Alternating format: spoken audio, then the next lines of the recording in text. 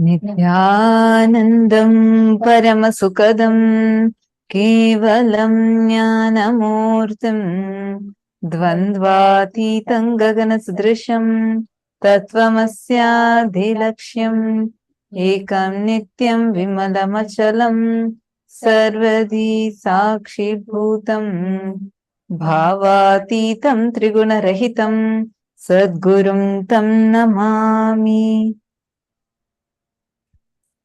Nityanandam, welcome to all the participants, all the viewers that are here with us, each and every single one of you that are here tuned in with us right now.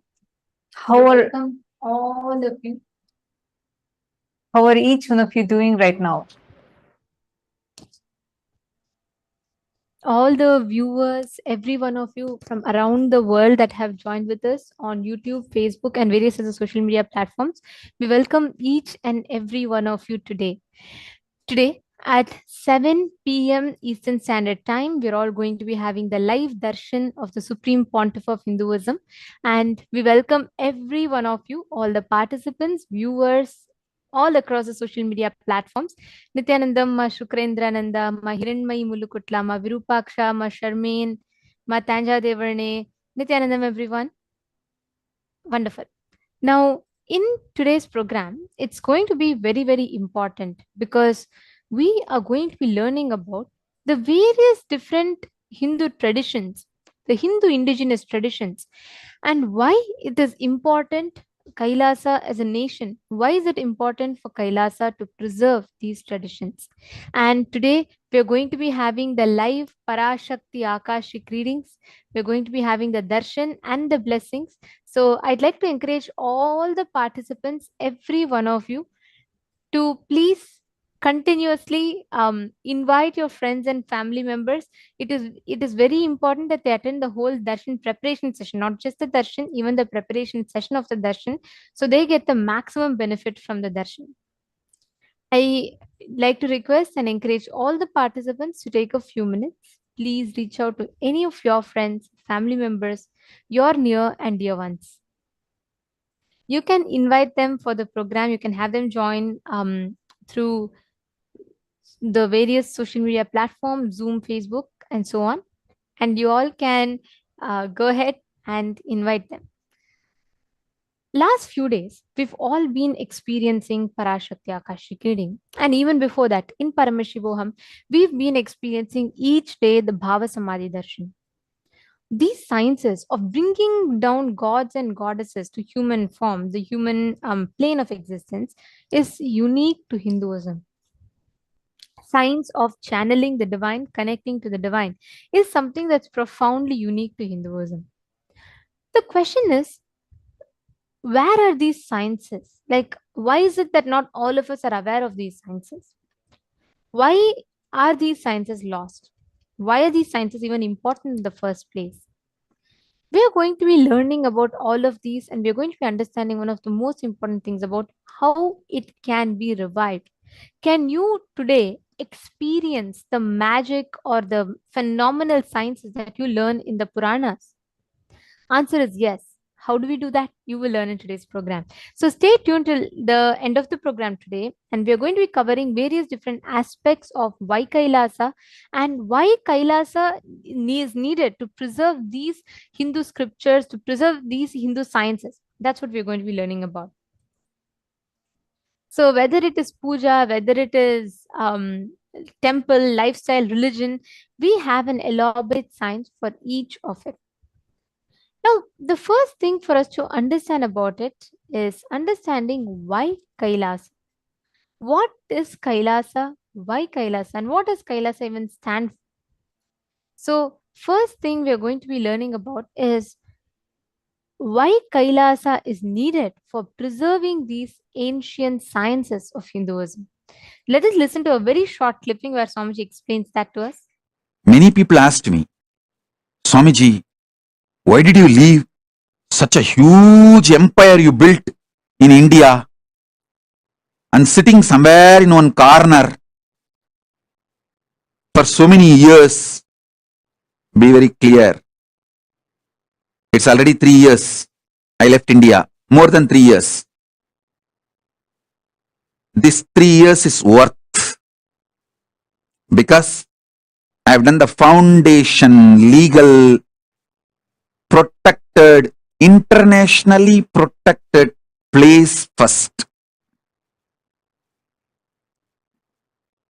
Not only I have the immunity of non-prosecutable and immunity and protection as the head of the state, sovereign land, which can't be violated, and the embassy status in multiple places, even sovereign land in more than one places. This 3 years is worth, because the first things are done first, right things are done first. We have a great future. We don't have to worry.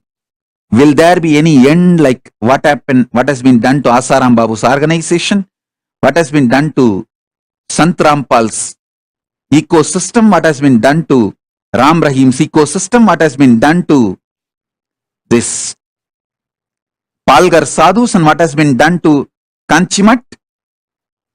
You don't need to worry, because I have done the right things first.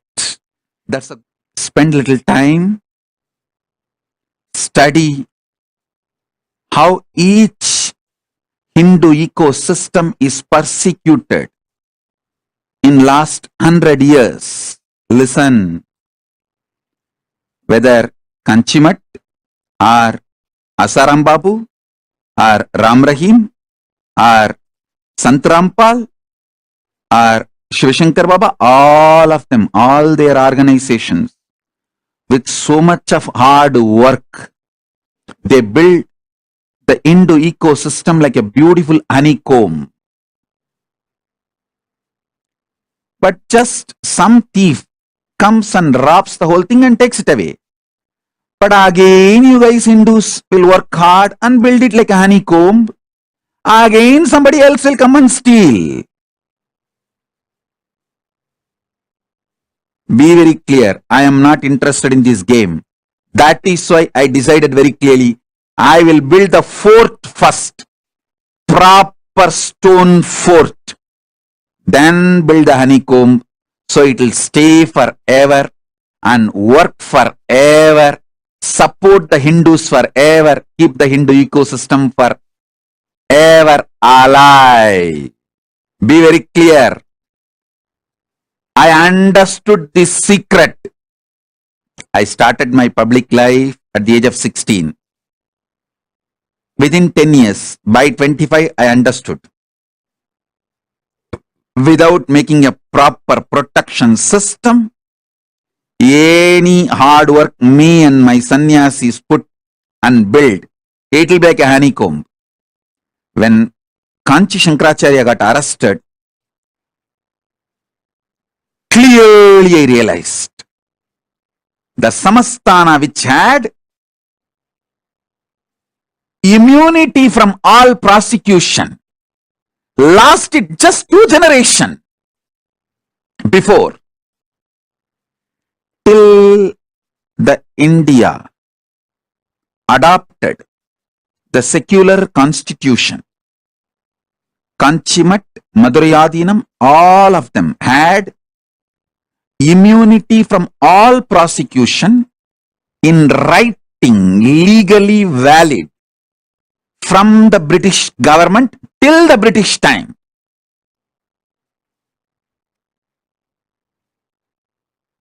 Just 2 generations. Now, those gurus are getting prosecuted. Lawfare is being done. False accusations are put. They are prosecuted left, right, center. Of course, Kanchi Shankaracharya proved he is innocent and came out. But what happened to that organization? What happened to that mutt? What happened to himself? Was he able to stand back? The criminally negligent Hindus did not have gratitude for all the work he has done. The criminally negligent Hindus are not realizing the anti-Hindus are attacking the real Hindus because he stood for the Hindus and stick his neck out, his head was cut. That's all. So that is like a message. No one else should stick their neck out for Hinduism. I tell you, I realized this truth. If I don't build the proper legitimate fort, legal protection, even if I work for 100 years and build the Hindu ecosystem, I don't want to say what would have happened. I know very clearly. I know very clearly. I know very clearly.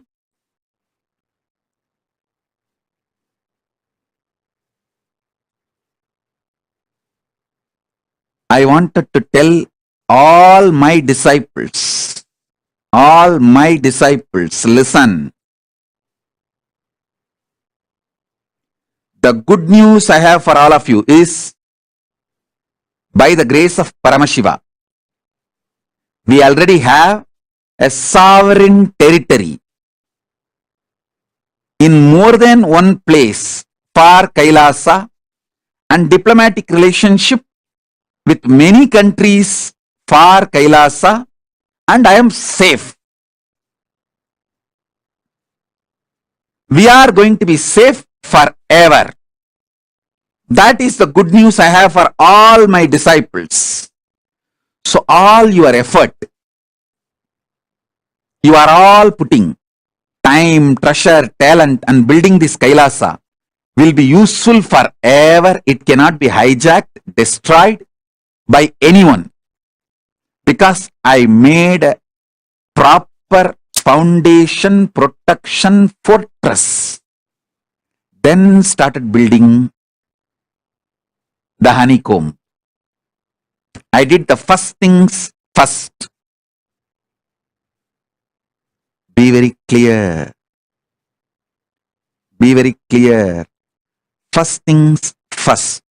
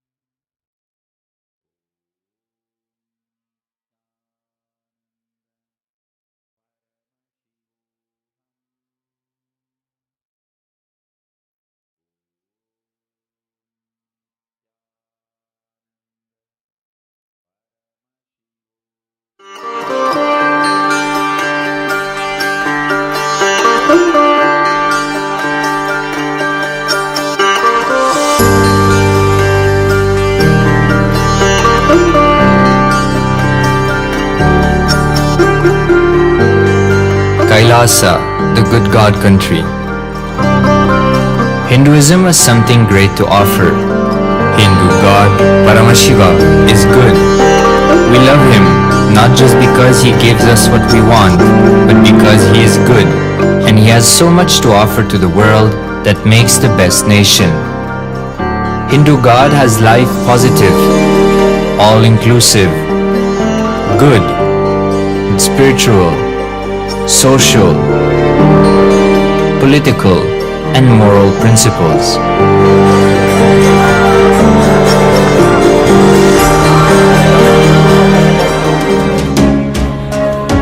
Hindu principles are guaranteed solutions for all the major problems of humanity: resettlement, violence and lawfare, impoverishment, inequality, environmental footprint, pandemic and biowar, disputes, feminist movement, women's rights, child rights, minority rights, linguistic rights, human rights. Because Hinduism has the best to offer to the world, Kailasa, standing tall since 1994 for the grand narrative of Hinduism, is the good God's country. Founder of Kailasa, Paramashiva, and his 1008th incarnation, the Supreme Pontiff of Hinduism, Jagadguru Mahasannidhanam, His Divine Holiness, Bhagavan Nithyananda Paramashivam, is the reviver of Kailasa, the enlightened civilization, the greatest Hindu nation.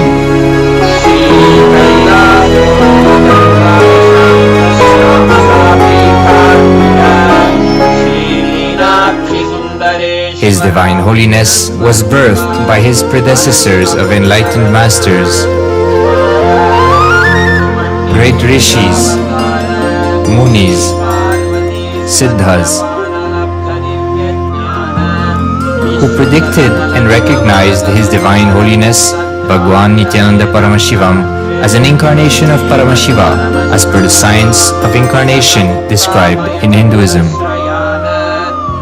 From his first Chaturmasya at the age of 3 in the year 1980 until the age of 16 in the year 1994, the Supreme Pontiff was trained for the revival of Kailasa.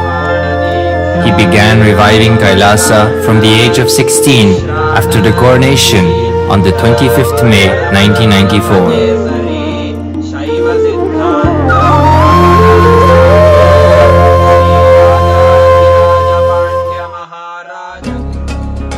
Kailasa that we see today is 26 years of sincere hard work of the reviver and Hindu diaspora all over the world.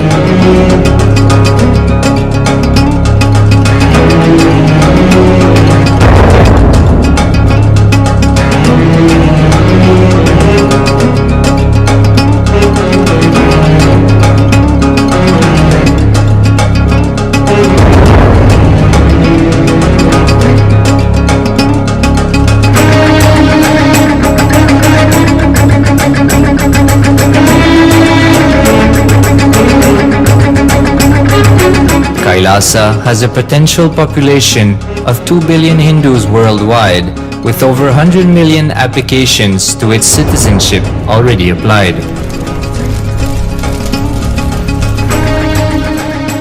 Hinduism has stood over 10,000 years as an enlightened civilization, has been a global beacon of spiritual and timeless wisdom, technology, and culture.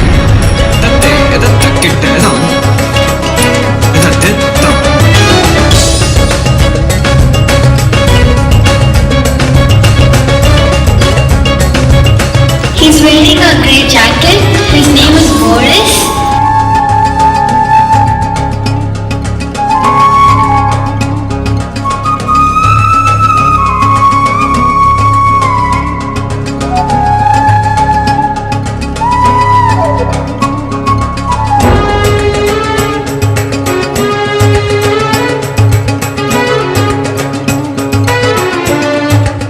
The world's ancient civilization produced more than 40% of the world's GDP.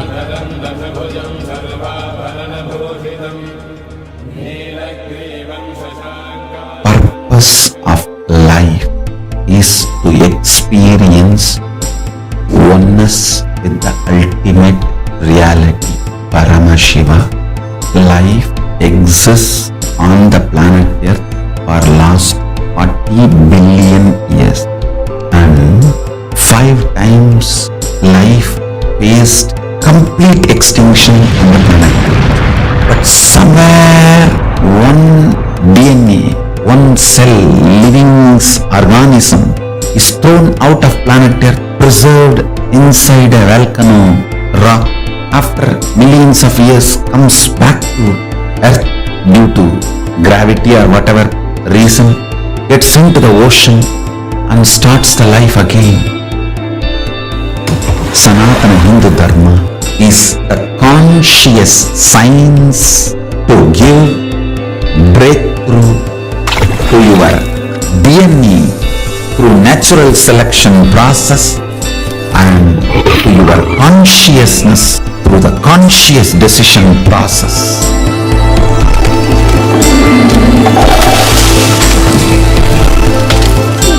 Sanatana Hindu Dharma is a sacred spiritual science. It is not bunch of do's and don'ts. No. Please understand, it is the revelations of sacred truths, cosmic truths, powerful cognition. It is still alive. That science is available, time-tested, foolproof. This science of living enlightenment is the complete solution for all the problems individual or society or modern day humanity is facing. Then you will understand all the problems of the modern day humanity. Sanatana Hindu Dharma is solution. Whether the terrorism or climate change, natural calamities or man-made calamities, for all the problems humanity is facing, the only solution is science of living enlightenment, revealed by Paramashiva from the Vedagamas in the modern day through this body. I am a Hindu revivalist, not by any revolution, but by evolution and setting model communities. Understand? Kailasa is reviving the ancient Hindu enlightened civilization. Paramashiva manifested this Kailasa Mandala, the enlightenment ecosystem and the lifestyle. I am going to revive this whole enlightenment ecosystem, Kailasa, by creating the model Kailasas all over the world. I will work sincerely and revive this spiritual science, which is the core for enlightenment ecosystem, making you all manifest the state, space, powers, being, superconsciousness and Kailasa of Paramashiva, and making all of us manifest Paramashiva. In a world ravaged by war, ecological destruction, hatred and division, Kailasa stands as a bold vision of human potential, coexistence, organic living, and alignment with nature.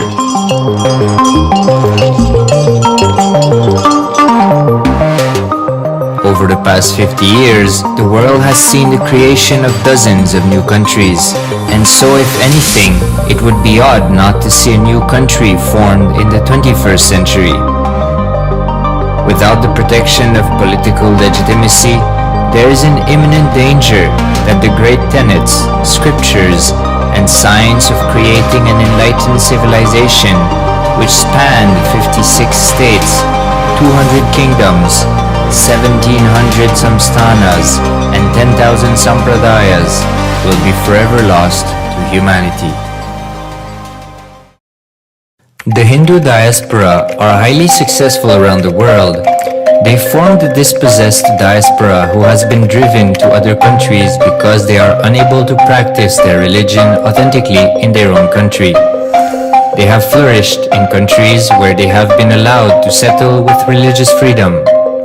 For example, in the United States, Hindus are the most educated and highest earning community, with 77% of them holding a bachelor's degree and 48% having an income of $100,000 or more.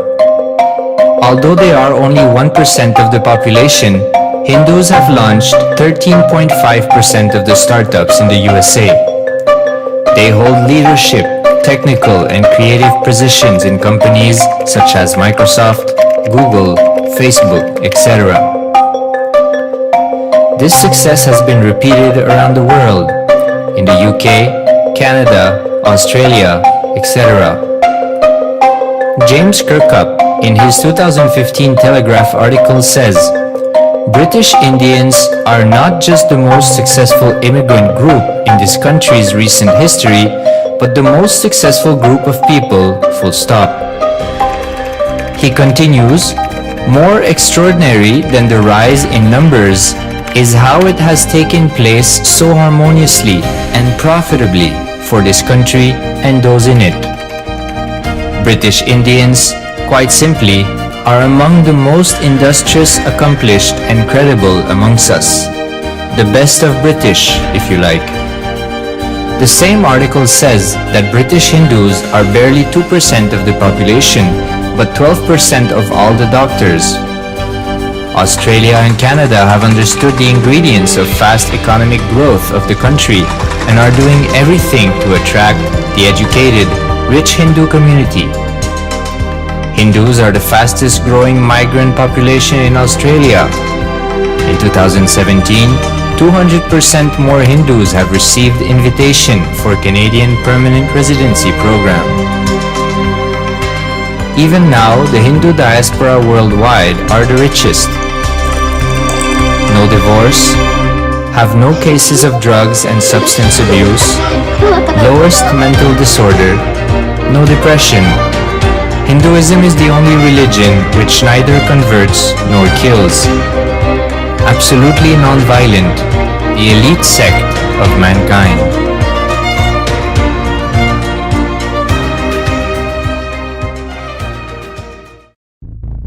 Because the Hindu diaspora worldwide and the Supreme Pontiff are successful in spreading their spiritual Hindu message of openness and inclusiveness against the forces of hatred and exclusivity, they have become the victims of relentless attacks by multi-armed apparatus of state power.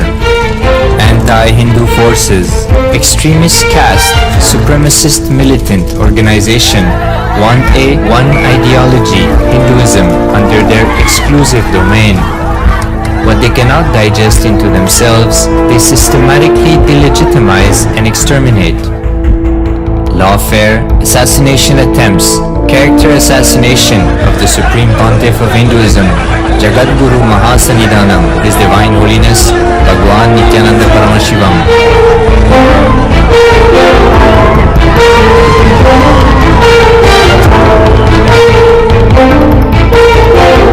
Attempted assassination and assassinated Kailasians.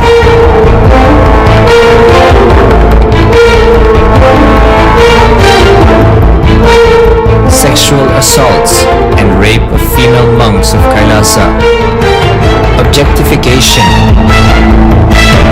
Character assassination.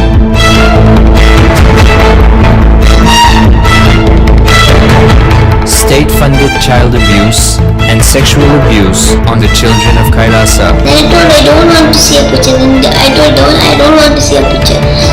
And then they showed me a picture.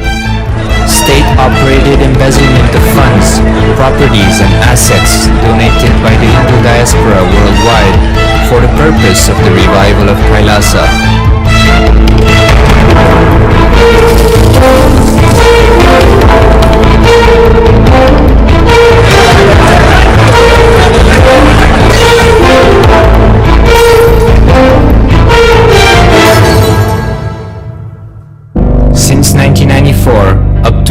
Until now.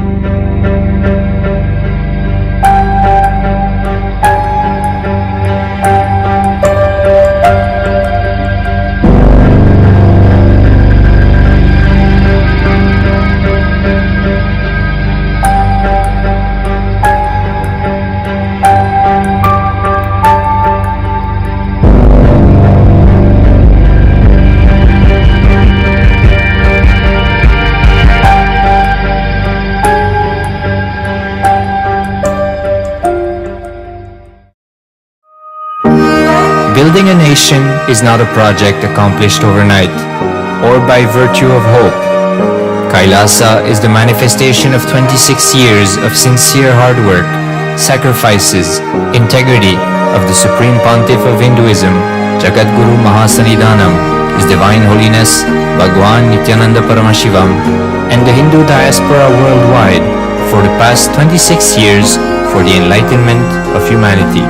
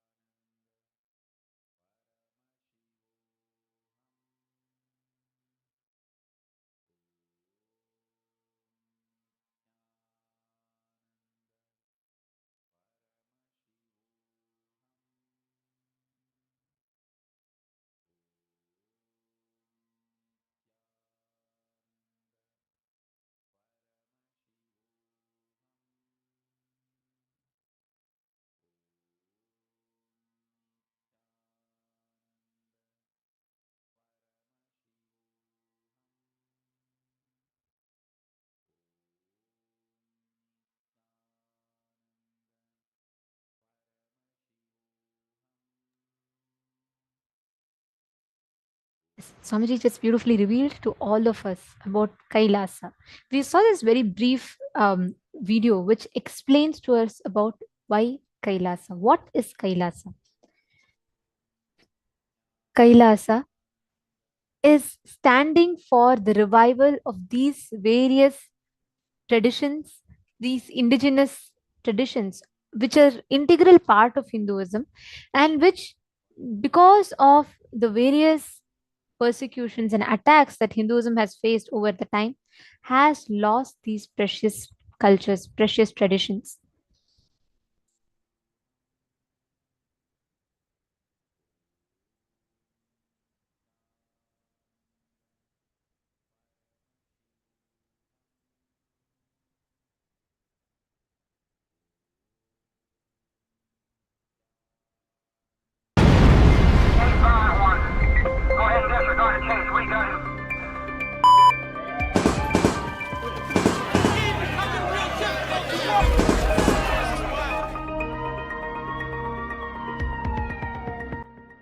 Israel பாலஸ்தீன துக்கம் அழிந்து போரொழிய வேண்டுமென்று கேட்கின்றார். நடக்கின்றது இந்த யுத்தம், இது முடியாது. மூண்டெழுந்து மூன்றாம் யுத்தமாய் உலகம் முழுவதும் பரவ இருக்கின்றது. தெரிந்து கொள், 3 ஆண்டுகளுக்குள் இது 3ஆம் யுத்தமாகும். முளைத்திருக்கும் விதை இது.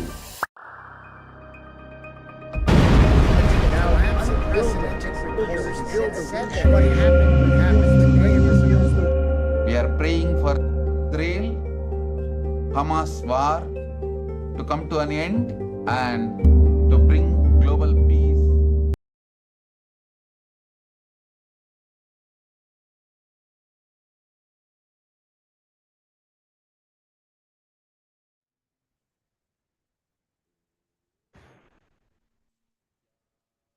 All of us are going to get to experience this Parashakti Akashic reading today. We all have live darshan today.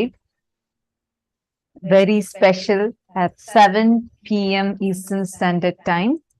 And we are also having many esteemed guests that are joining us. People from various different facets of life who have achieved and who are influencers, thinkers. They are also going to be joining for today's special live darshan that we are going to be having of the Supreme Pontiff of Hinduism. The sciences that we all have, the sciences that each one of us are enjoying, getting to enjoy, manifesting it as powers, or be it learning about the extraordinary ancient revelations from Sanatana Hindu Dharma and seeing how in our modern day, whatever we are learning are actually way behind to what our masters have revealed in our scriptures in Sanatana Hindu Dharma. But unfortunately, we don't have access to it. We do not have access to it.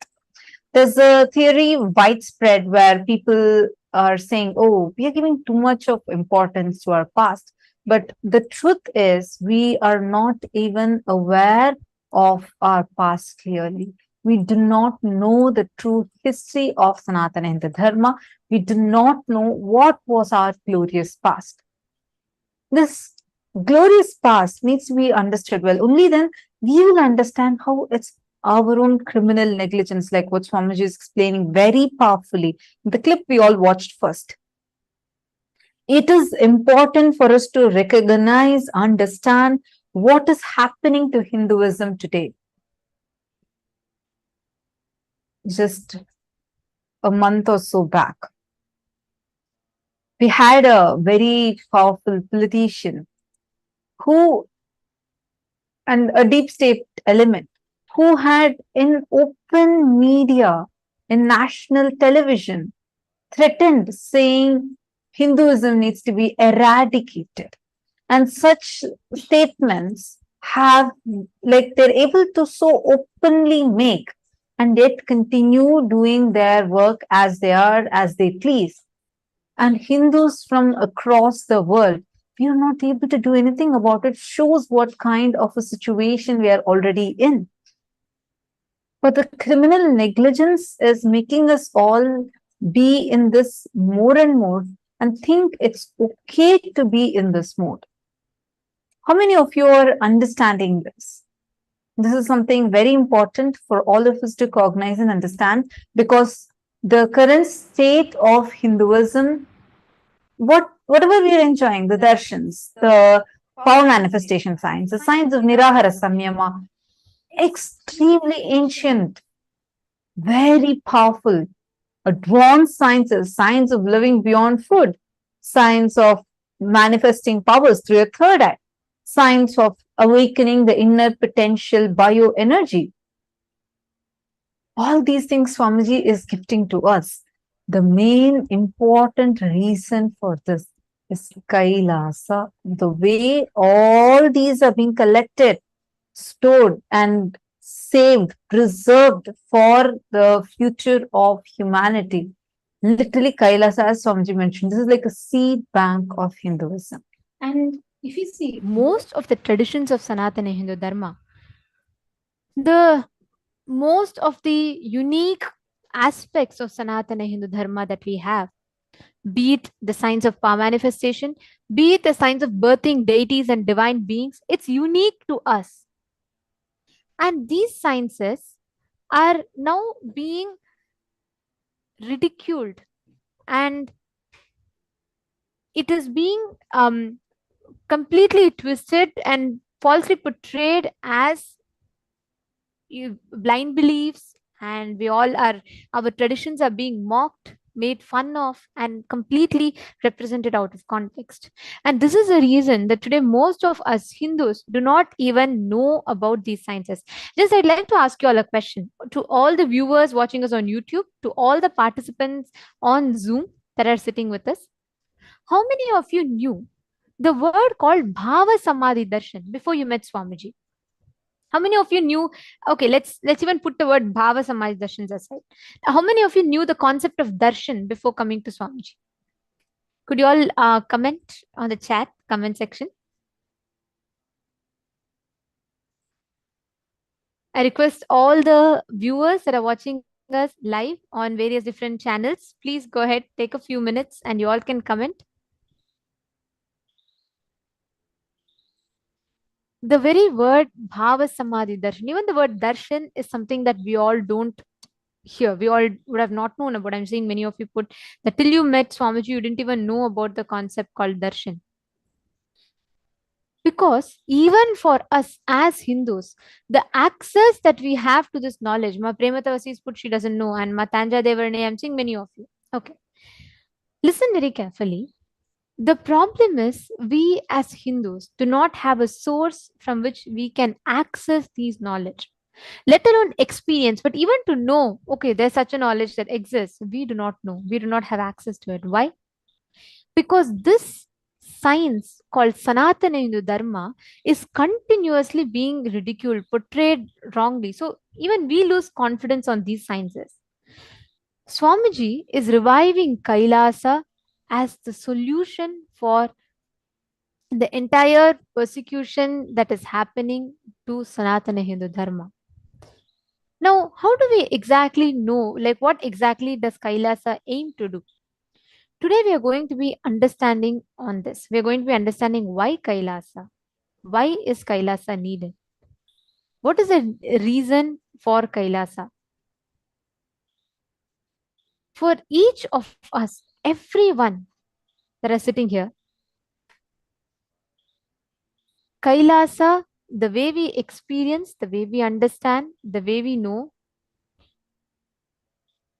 the goal of Kailasa, what it stands for, is for aiming to give the experience to revive Hinduism for Hindus like me and you to access. Today, if you want to know about darshan, where will we go? If we want to know about the sciences, where will Hindus go? There's no place for us, because everywhere, even if you just go and Google, you don't get the complete information. That is why Kailasa aims to stand as the revival where there is free from the Kailasa nation is free from the subtle political and social fears and pressure and persecutions that is done on the guru, because of which a guru is not able to revive or reveal the knowledge completely as it is. Kailasa is a nation where there is a successful living of Guru, the principles that Guru reveals, the Dhamma and the Sangha, legitimate and legally enforceable system. And if this is not enabled, if this political infrastructure is not enabled, today everywhere that the Hindu diaspora has spread, we're all suffering the persecution and attacks because there's no clear political infrastructure that can make these knowledge legitimate for us to learn. Now we are in a situation where even before you understand what you want to be in life, you study engineering. You go work in some MNCs, you just go and do work for some other country, and your second generation or third generation will completely stop being Hindu. Because we as Hindus do not have access to the knowledge, and we do not have the access to these sacred sciences. Kailasa aims to revive this sacred science. Swamiji makes a very beautiful statement. The invaders wrote their history in our blood. Our Hindu rishis wrote the Hindu history in our very DNA. That is why, no matter thousands of years later, the intelligence, the knowledge is stored in our DNA, because of which Sanatana Hindu Dharma can never be eradicated. Swamiji is focusing on building this core ecosystem where he can revive these sacred sciences, knowledge, and traditions for all of us to access. And the first step to that is awakening or initiating us, giving us a superconscious awakening, because of which we become prepared to receive these sacred sciences. Now, let us understand, why is Kailasa so important? What is the importance or the need of a guru or an enlightened master for Kailasa?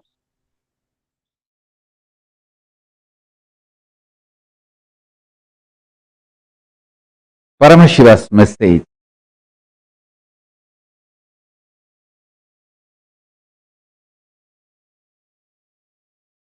directly from Kailasa. Listen. Human DNA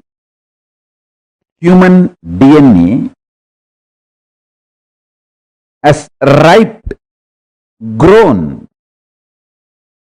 Now it is capable of creating a wormhole to receive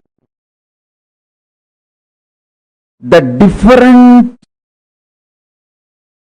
reality and existence of the higher superconscious dimensions of the universe,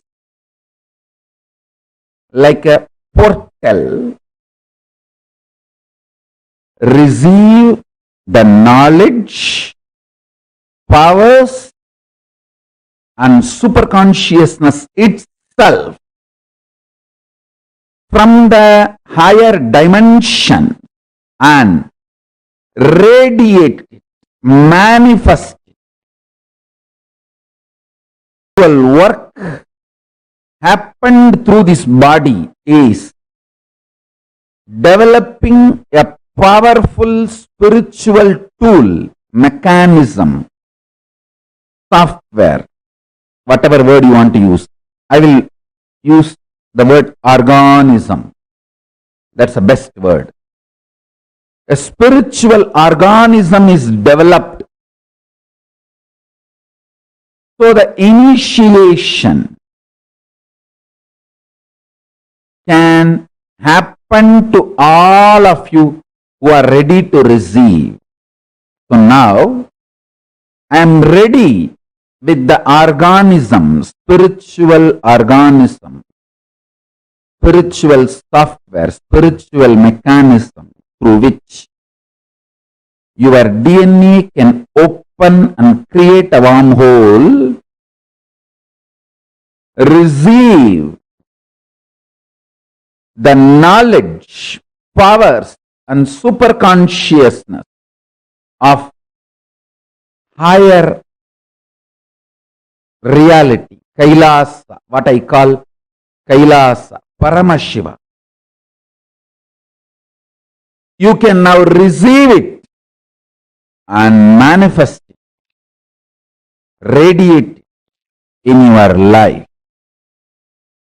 Now I am ready with this whole mechanism,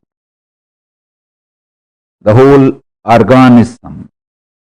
This is the work. It was happening through this body. Understand? Now, this is the greatest gift for the humanity. It is ready. In a very simple, easy, user-friendly way. Now, this is going to be shared with you all by the grace of Ganapati, Paramashiva, Parashakti, and all the beings of Kailasa. Maha Kailasa is manifesting here. The whole organism has happened in such a way, just by initiation, the human DNA can open up, create a wormhole, and receive the state of Paramashiva, space of Paramashiva, powers of Paramashiva, being of Paramashiva, superconsciousness of Paramashiva, and manifest Kailasa in every one of you, in every one of us. Listen, your DNA will become literally now portal for the other plane, higher dimension.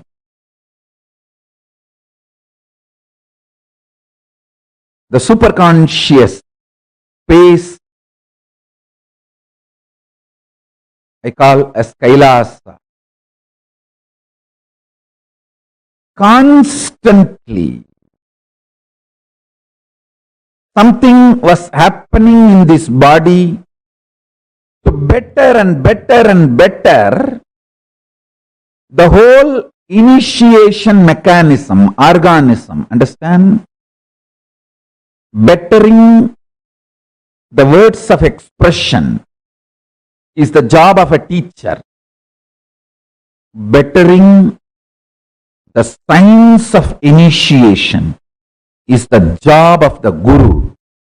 Bettering the organism of opening your DNA and making you manifest everything of Kailasa is the job of Paramashiva, and he is doing his job absolutely beautifully, rightly, in bestest possible way.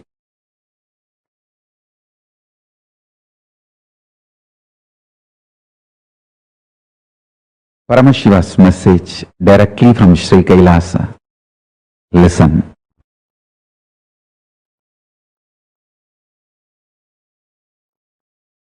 The fundamental cognitions are the principles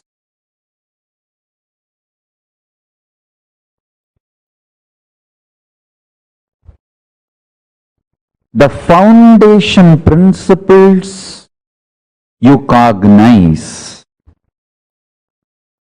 decides whether you are going to build a materialistic ecosystem around you, so-called rational ecosystem around you, or an enlightened ecosystem around you. Please understand.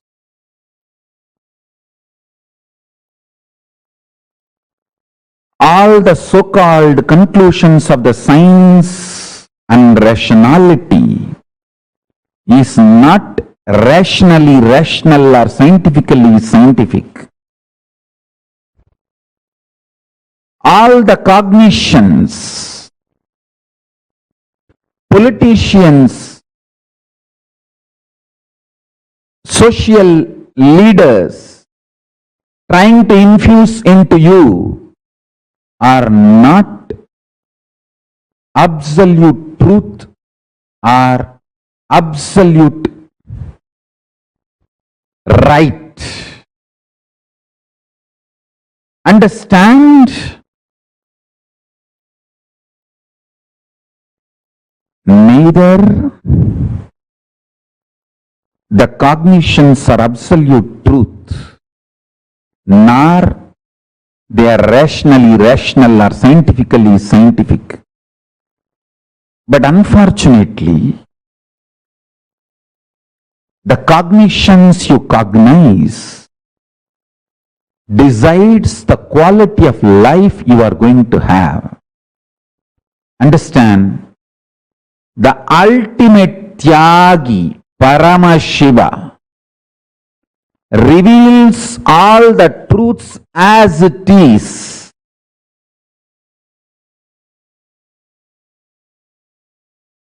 See, I am trying to create the ecosystem where thousands of you will start understanding these truths I am teaching and practicing. For example, Los Angeles, San Jose, Toronto, Vancouver, Seattle, Ohio. I want hundreds of families to settle down around the temple. Houston.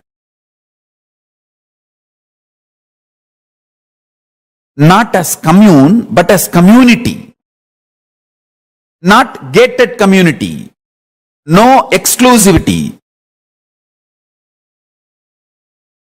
Just like regular US citizens, as part of them, I don't want to say that only our people should be there all around the temple. No. Like lot of devotees have moved their houses around LA temple. Within the 10-mile radius of LA temple, too many of our devotees have moved. Like that, in the temple area, in that city, in 10-20 miles radius, at least few hundred devotees, few thousand Ananda Samajis settling down. Temple becomes ecosystem where day in and day out power manifestation science is taught. I want full-time volunteers to settle down. I am deciding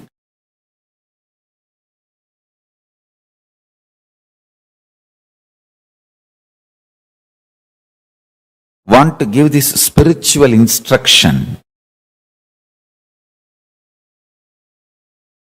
Take this as a spiritual guidance and instruction. All the temples all over the world start having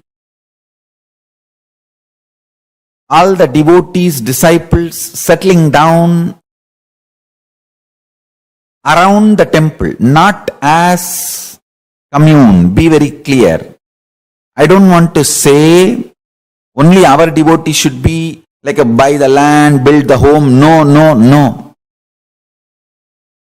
Temple will be there. In that city, all of you settle down. Take this one thing as a fundamental. Every day come to temple, attend the satsang. Coming to temple once and attending the satsang should be the lifestyle. Settle down in that distance. Understand? Attending satsang from your home is different. Coming to the local temple and attending the satsang is 1,000 times greater.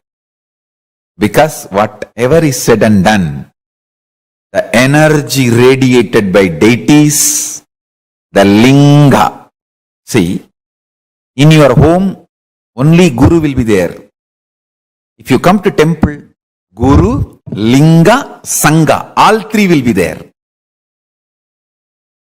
So nothing like having Guru, Linga, Sangha. All the three. So temple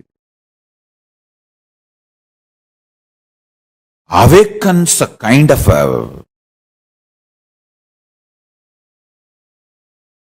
powerfulness and intensity and depth.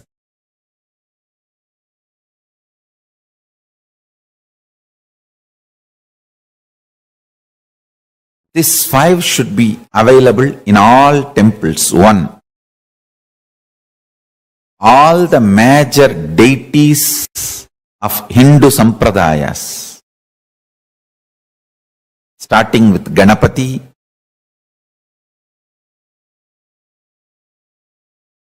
Shiva, Devi, Subramanya, Vishnu, Navagrahas,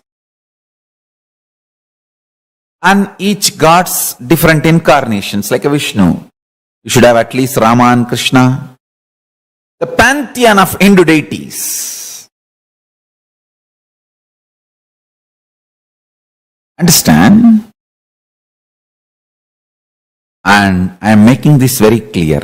All my temple, the deities should be worshipped, maintained by devotees. Understand? You touching the deity, maintaining, cooking food, offering nevedyam, doing abhishekam, something happens to you inside. Paramashiva starts manifesting inside you.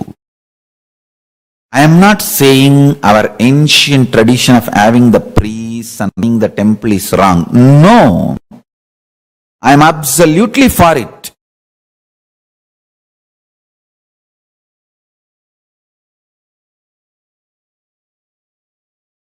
Even if I appoint priests for our temples in future, I will be more happy if devotees directly relate with the deities. They touch, do abhishekam, men, women, both. All community, all gender. Our temples do not discriminate based on gender, race, community, caste. No. It is just qualification. Anyone can come and do abhishekam, touch the deity. If you are initiated, that's all we ask. Take initiation, maintain vegetarian lifestyle.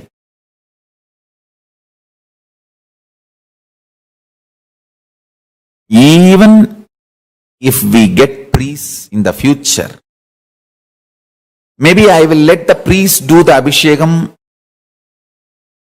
one column, one time puja, and open the another one column puja for devotees and disciples. That is my vision, I tell you. When you touch the deities and do puja, abhishekam, alankaram, maintain, Paramashiva grows inside you. He manifests more and more inside you. The Guru, Linga, Sangha starts happening inside you.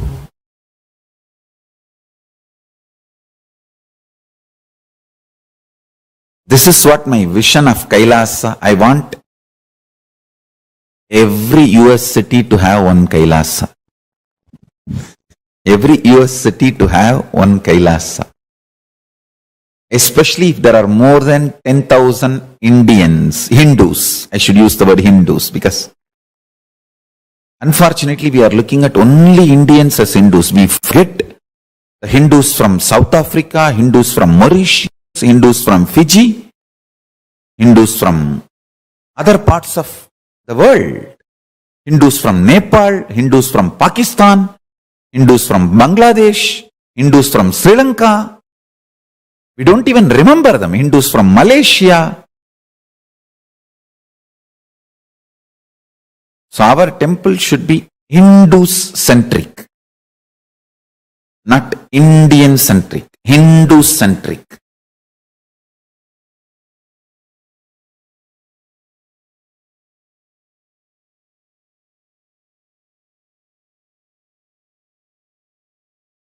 anyone who is initiated can start practicing. Our temple should be more a place where practicing is done. Powerful practicing is done. Understand?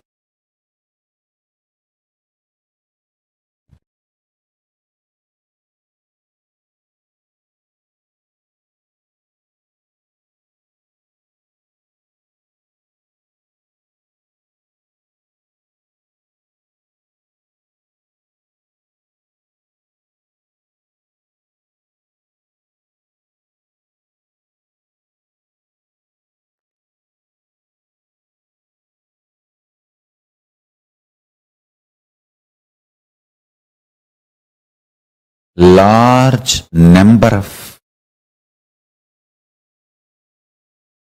people should be benefited by the power manifestation science. Every day, power manifestation should go on in all our temples all over the world.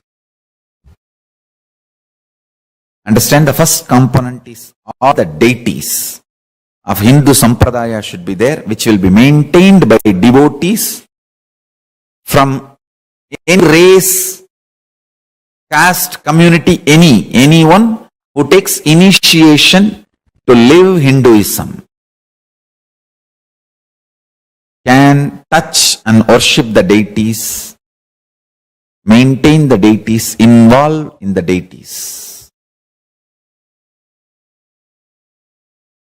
And I wanted to tell you,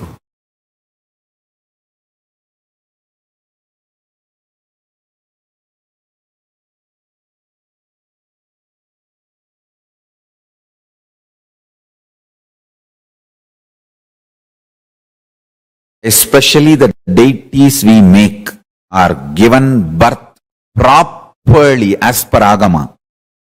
So they become Archavatara. We are masters in this field.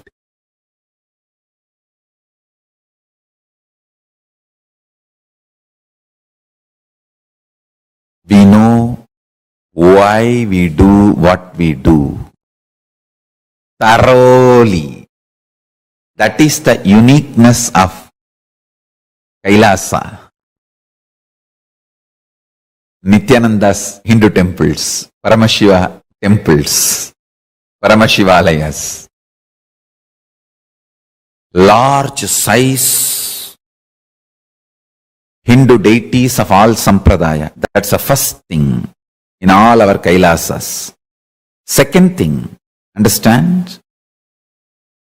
Every day, power manifestation science should be taught by committed celibate sannyasis. Anybody who wants to commit and take this sannyas life can start gathering in the localities of our temples.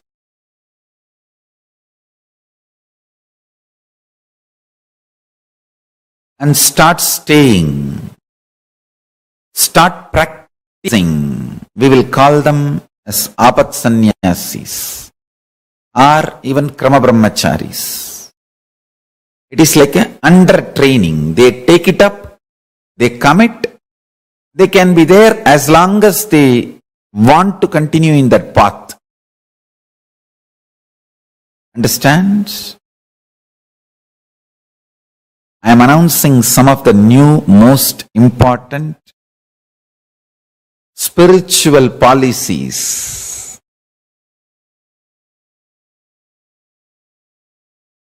Kailasa should have deities first. Second, large number of sannyasis. Krama.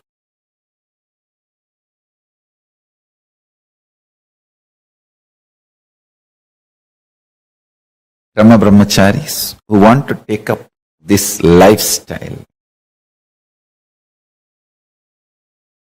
and maintain the temple, maintain the Kailasa ecosystem, who start manifesting powers, teaching, guiding people into manifesting powers, making people understand the importance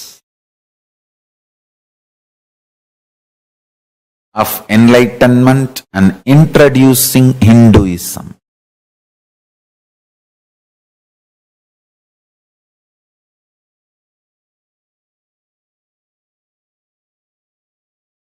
Understands?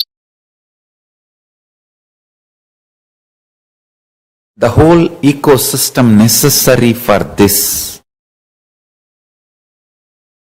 We should start focusing and manifesting it in every city where at least 10,000 Hindus are living. And a large library. Still Hinduism is in books. It has not yet come to the digital world. Still Hinduism is living in books, especially in home libraries. Still we have not left the habit of reading books and learning Hinduism. So, as long as that reading books and learning Hinduism is there for Hindus, we should keep a huge library. Digitizing we will continue to do, but the huge library, physical library is required.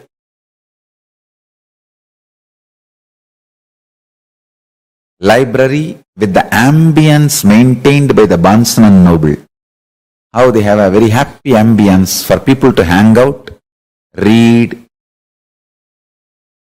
You can sip a cup of coffee and hang out with your friends. That kind of an ambience, library. And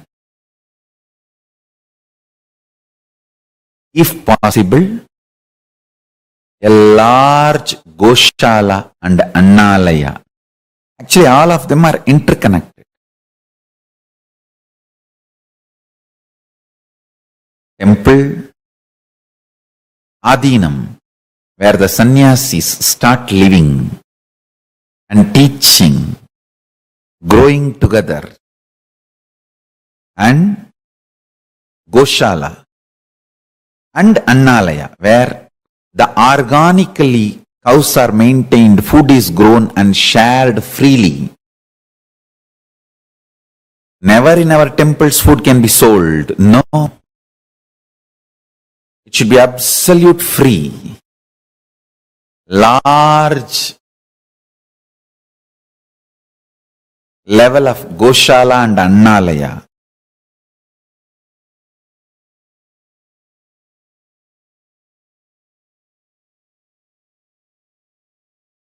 Temple with large size deities, power manifestation, science, and enlightenment science taught by committed large number of sannyasis day in and day out.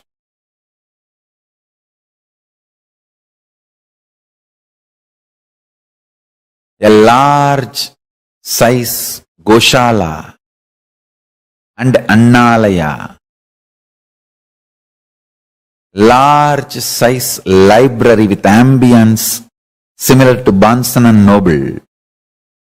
Fifth, last but not least, at least few thousand families of devotees settled around the temple. This is a complete Kailasa ecosystem. So, Anybody comes there, whether 7-year-old kid or 70-year-old man, he is given everything related to Hinduism, and Hinduism becomes just such a happy living lifestyle.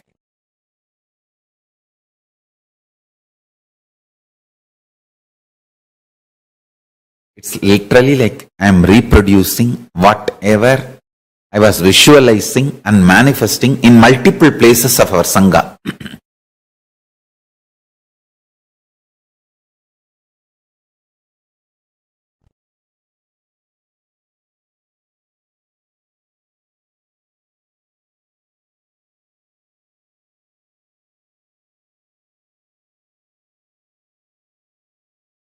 N pregnancy to Antyeshti.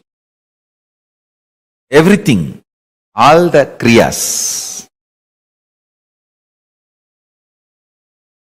with the knowledge should be done. With the absolute Veda agamic knowledge. From N pregnancy to graceful exit. Everything should be done.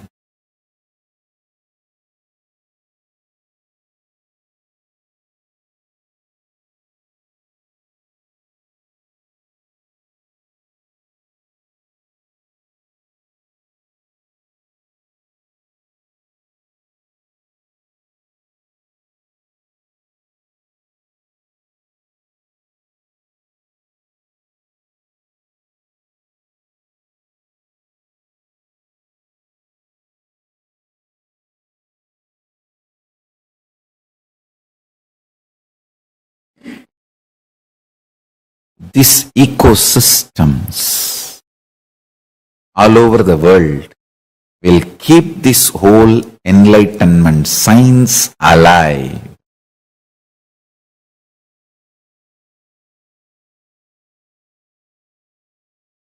Sri Kailasa alive.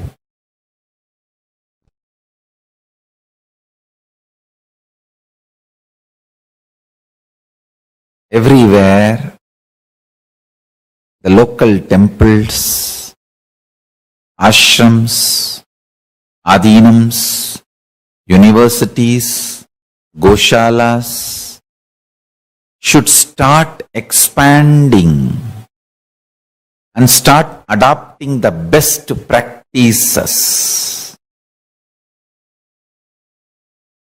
of Sanatana Hindu Dharma. Should start evolving more and more local governing bodies. Local governing bodies.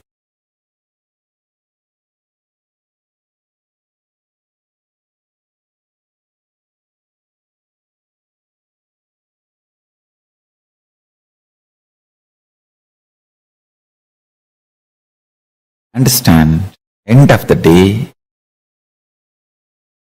life is all about making the world a better place.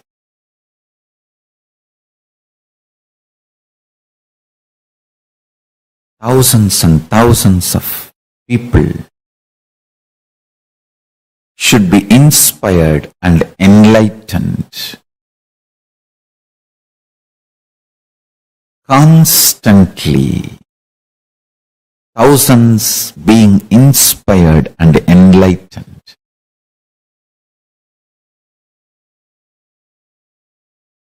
Helping, evolving, living, guiding, radiating the state, space, powers, superconsciousness of Paramashiva.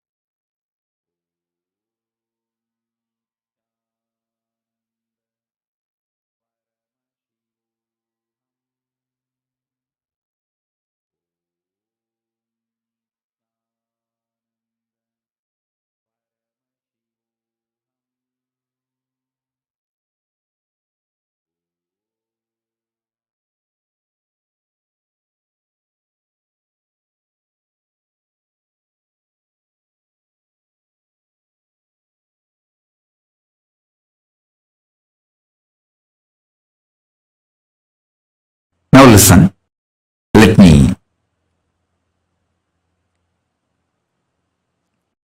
tell you. For the ship to stay afloat and reach the place where it need to reach,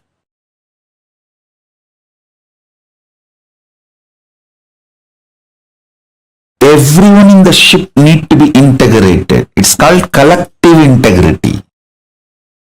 A maintenance engineer cannot think, oh, I have done my job, but the fuel manager is not doing his job, or the cleaning person is not doing his job.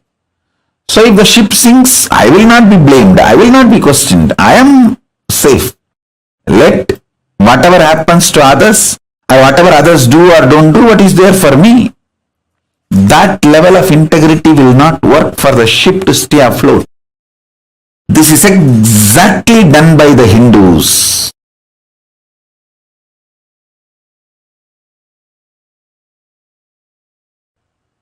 Your heart, which is convinced about integrity,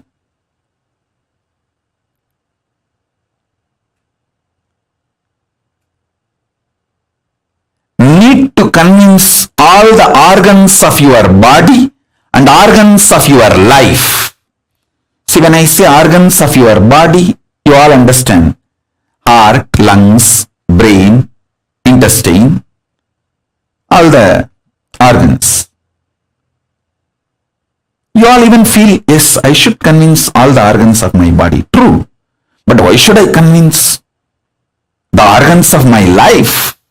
They should convince themselves.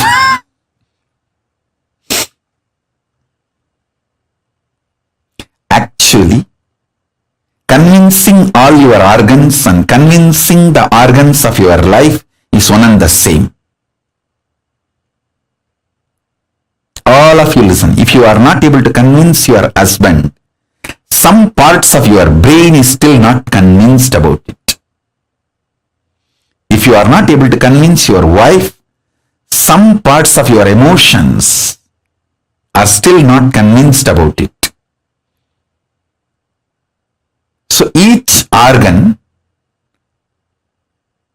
actually holds the key for each relationship you have in your life. Convincing the organs of your body, convincing the organs of your life is one and the same. That is why I insist on collective integrity. I insist on collective integrity.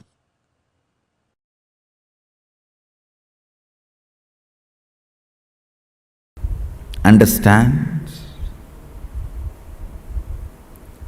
Your stomach pain will be directly connected to the cobwebs you have not cleaned in your bedroom. Your ulcer is directly connected to the outside veranda you have not cleaned your house. Don't think how can that and this be connected. Only if you have ulcer, stomach problems, your eyes will not even be aware of the dirt around you. If your eyes are not even aware of the dirt around you, something is boiling inside you. You are preoccupied. All preoccupation manifests ulcer, understand? All preoccupation. If you take haritaki powder, you will clean your house. This may all look very funny, very funny side effects. You think, oh, if I take haritaki powder, I will clean my restroom. That I understand. Why will I clean my veranda? Live, you will understand. Many of these things are interconnected. Many of these are interconnected. If you take haritaki powder and heal the ulcer inside, suddenly your words towards your mother-in-law will become soft and completion based, the relationship will develop. It's too funny. It is too funny. What affects what? Which one touches which one? It is too funny. Let me give you the precise solution. State is achieved by unclutching, completion, all the methodologies of putting you in Nirvikalpa Samadhi as and now.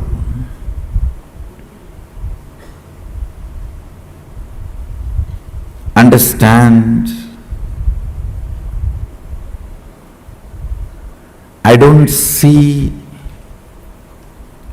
any of my disciples at least manifesting any power without touching the Nirvikalpa Samadhi. And I also make sure you don't manifest powers before you touch the Nirvikalpa Samadhi, because if you start manifesting before you touch Nirvikalpa Samadhi, it will be Siddhi, not Shakti.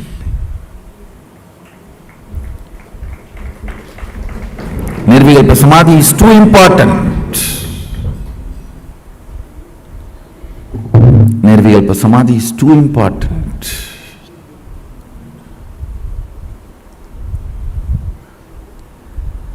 State is achieved by unclutching, completion.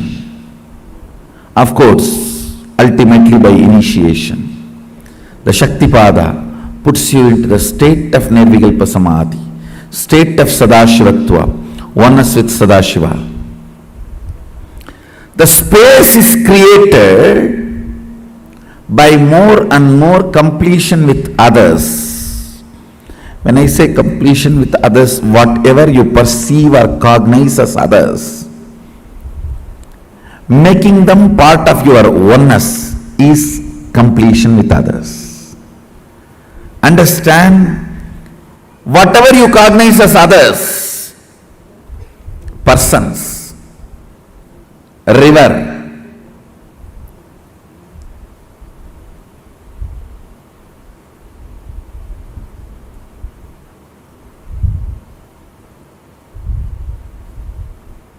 hill,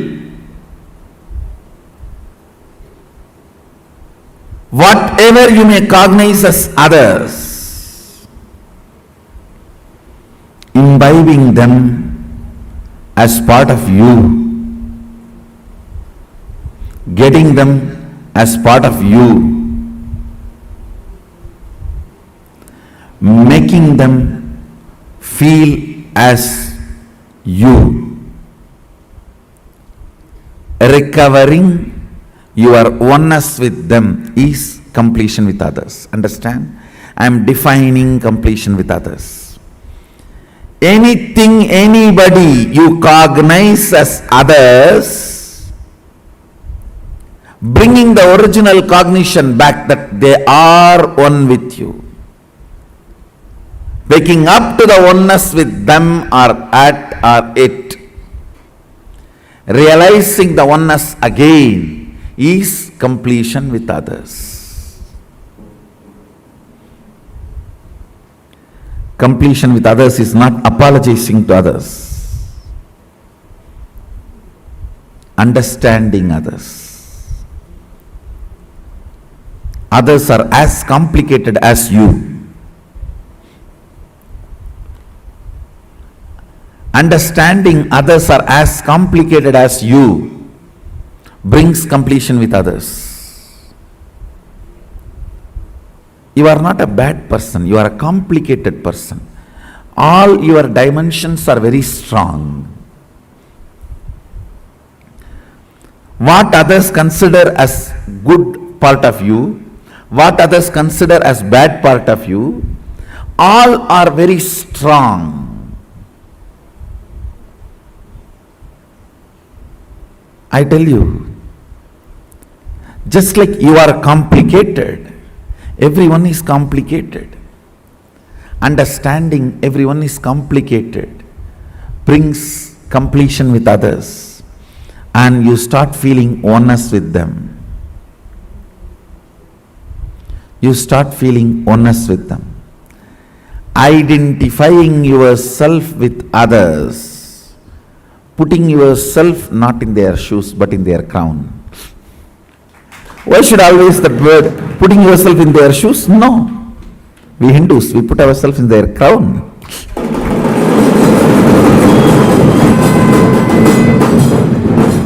Understanding the complications and realizing the oneness is completion with others. Taking responsibility and enriching. Understand completion with others, taking responsibility for others and yourself, and enriching yourself and others. This is what is creating space. Put more and more energy in that.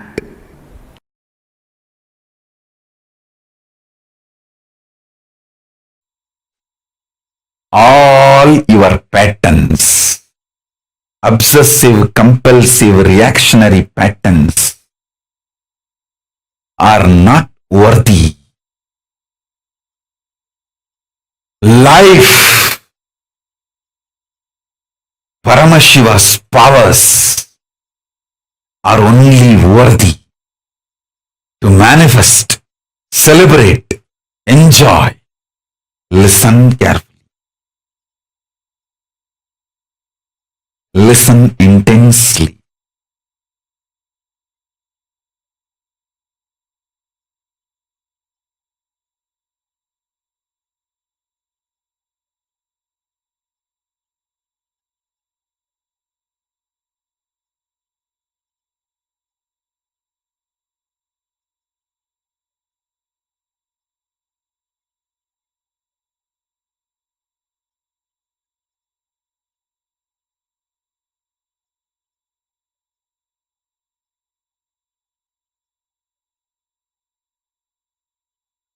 Unable to build collective integrity is just because of your obsessive, compulsive, reactionary pattern. Understand? Whatever stops you building collective integrity is your obsessive, compulsive, reactionary pattern. Sit and pen down what stops you building collective integrity around you. Behave ferociously with those patterns. You usually behave ferociously with the people, not with the patterns. Behave ferociously with the patterns. Behave cutely with the people. You do opposite. You behave ferociously with people and behave very cutely with your patterns.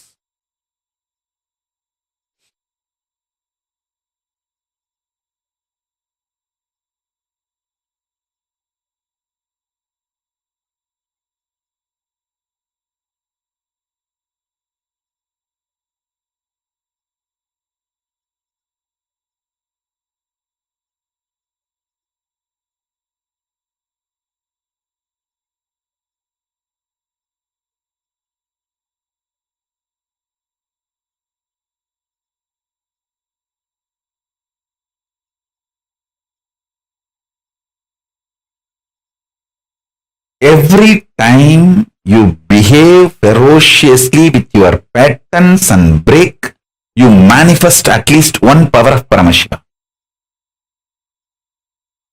Listen.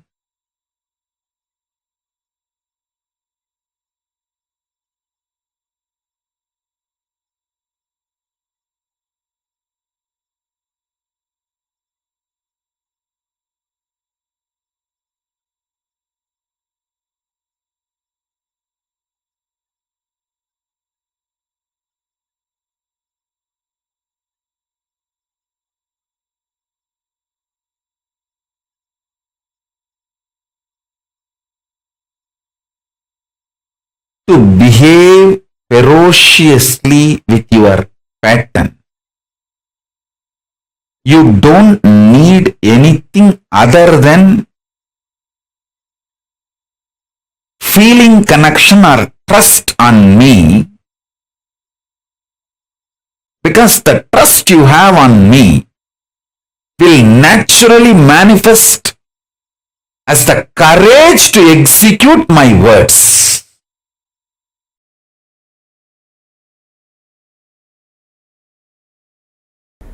Intense activism, involvement, and deciding to make it happen. Nothing else is useful. Nothing else is required.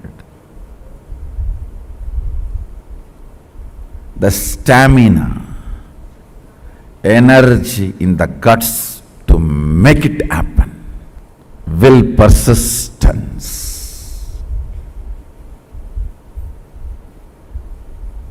Do you know in how many places the oppositions I am facing? But I don't think even once, I don't feel cognized even once, nobody is supporting me.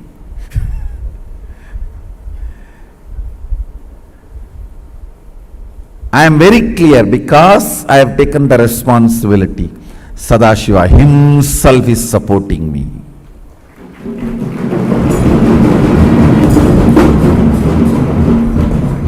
He himself is manifesting. He himself is doing everything. Understand, you will have in your inner space 10 choices. One, oh, I am trying every best, nobody is supporting me. One thought current. Loser. Losers don't sacrifice.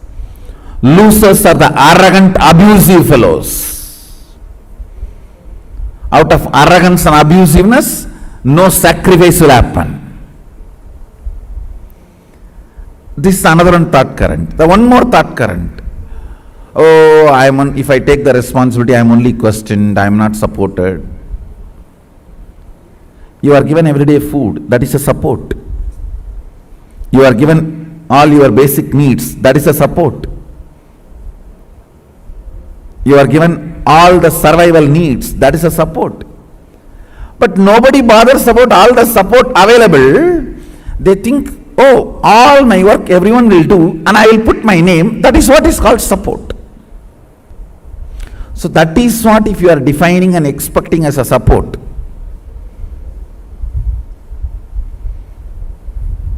You will have Bodhaganas taking care of you.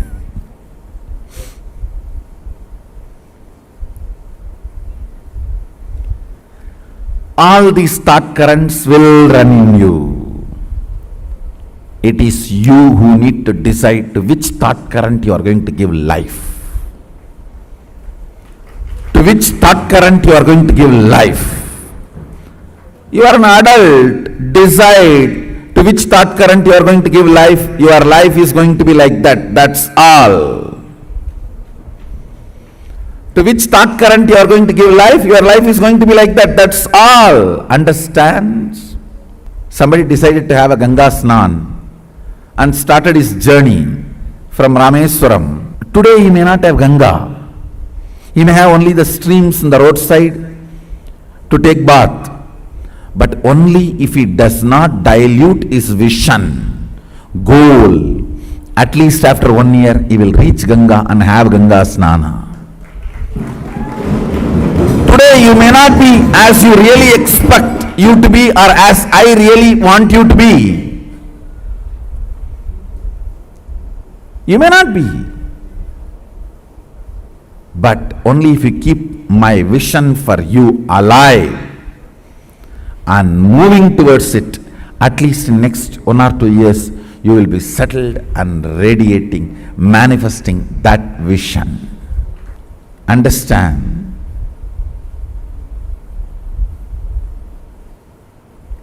Life happens to you when you decide to make it happen. If you are sitting, let things automatically come. Automatically only one thing will come, that is problems. Life happens to people who consciously decide. That is actually a good news. It comes to you only the way consciously you decide. Means what? You develop, you decide, you design. That's such a good relieving news. So I know there will not be any unexpected problems. That's a freedom. Feeling empowered. It is we who decide and design the life. To what you are loyal, that will be your life.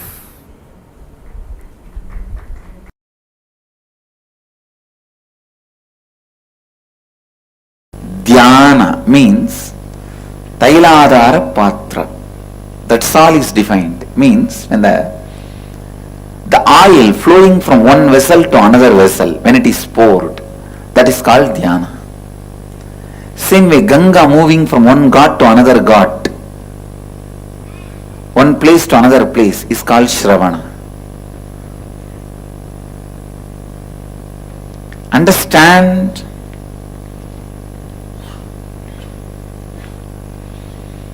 Shravana, listening, is one of the most powerful process to achieve completion. Most powerful process to achieve completion. When no one stands by you, completion can stand by you. When no one listens to you, listening will listen to you. Develop this habit of listening. You having the habit of listening itself will be such powerful friend to yourself. Please understand. You can develop a best friend for yourself through the habit of listening. Your habit of listening can be an amazing friend for you in all your difficult times. You don't need somebody else listening you. Your habit of listening is enough. It can be an amazing friend.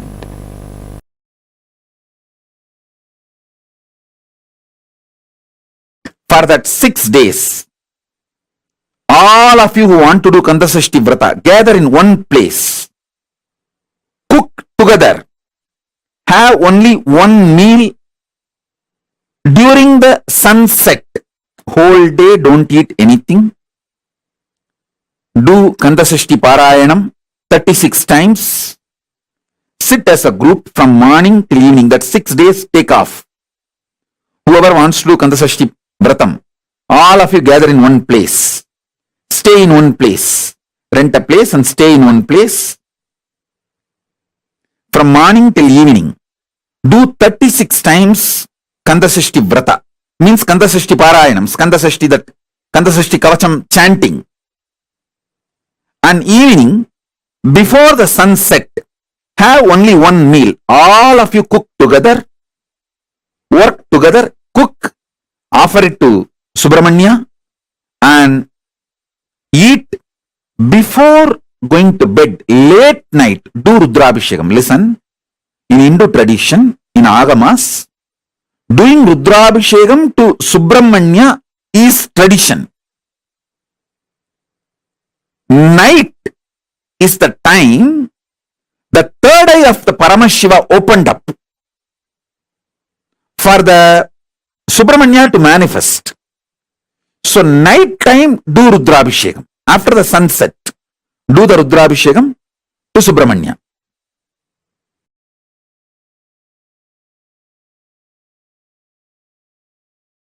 Kailasa lifestyle is a beautiful preparation for you to live comfortably in the higher planes, vertical time zones. When you go there, You won't feel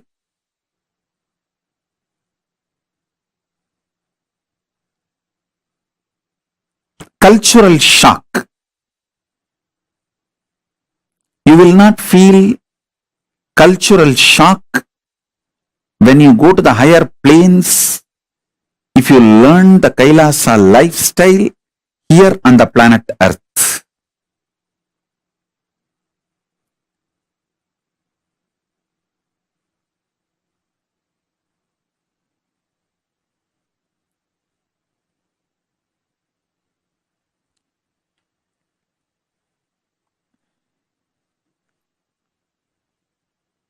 We just need some of the dedicated people. You see, you don't need cunningness, strategy to make Kailasa. You just need tyagis, dedicated people who have a conscious stamina, will, persistence, making it happen. Will stay strong and make it happen, like Arishchandra, Satyavadi, the Savitri, Satyavan Savitri.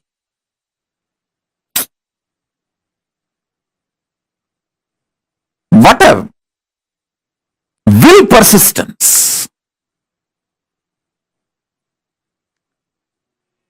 Nachiketa, will, persistence.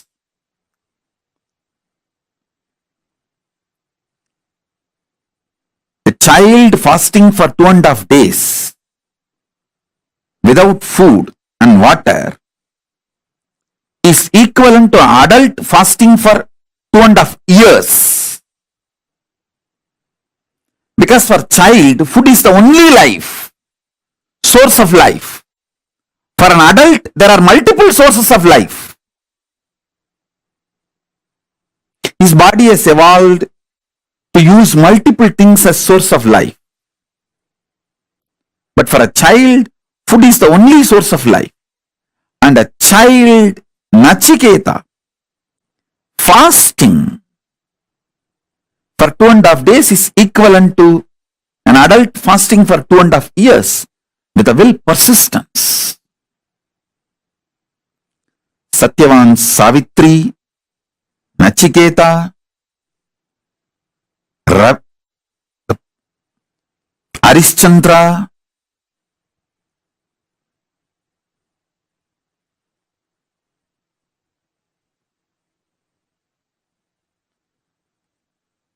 what a will, persistence. We need just few people with that kind of a conscious stamina, will, persistence to create collective integrity, to make collective integrity for Kailasa to happen. They became the foundation of Kailasa's evolution. Not any efficient, cunning, strategic, no. It is dedicated, tyagis.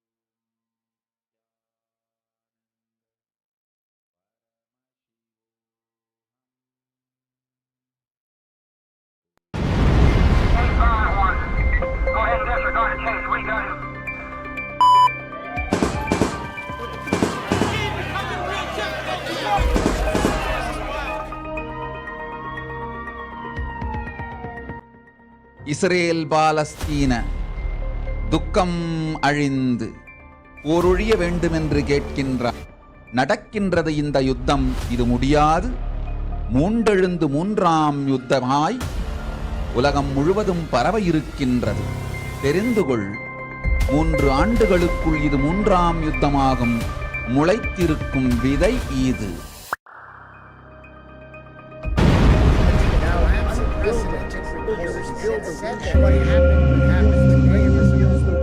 We are praying for Israel, Hamas war to come to an end and to bring global peace.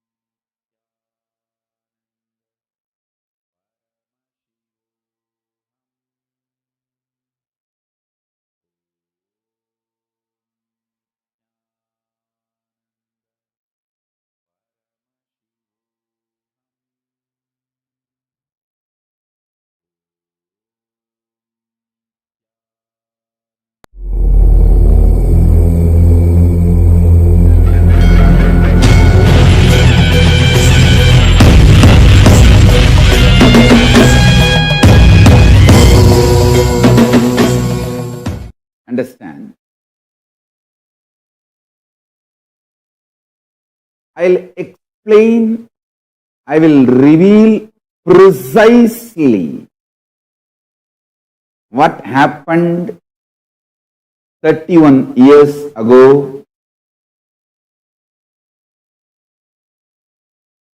on this same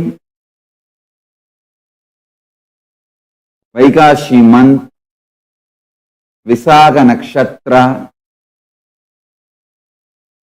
as per English calendar, 20th May 1989.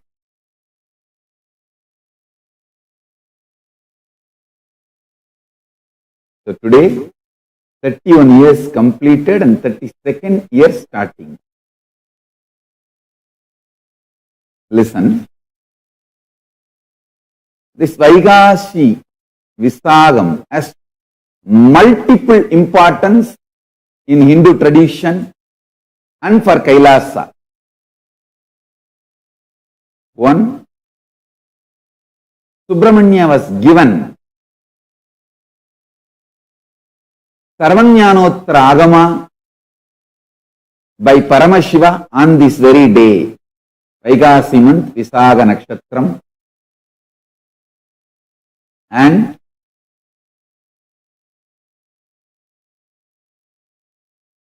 on this very day, Vaikashi Visaga Nakshatram, Purnima Tithi, Buddha became enlightened. Buddha was born, enlightened, and left the body. Mahaparinirvana. All three happened on this same day, Vaikashi month, Purnima Tithi.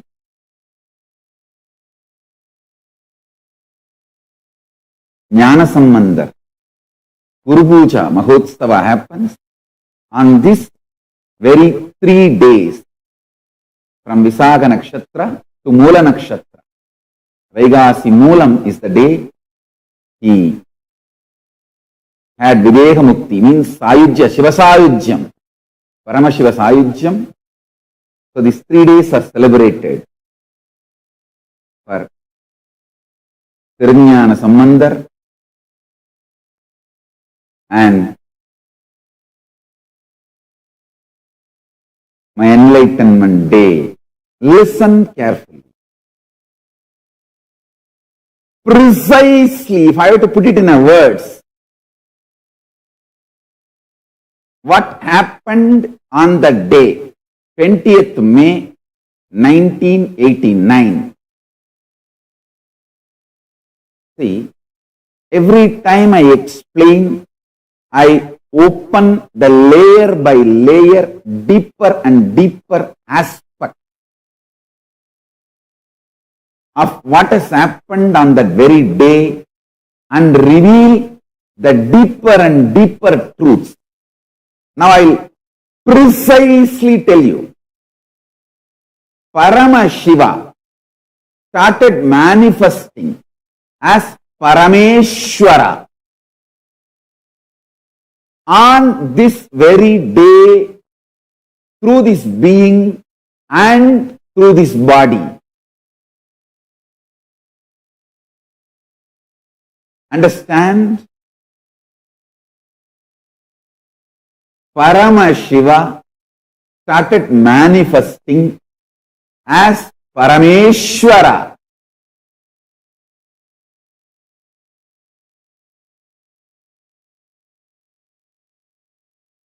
through this body and through this being on this very day.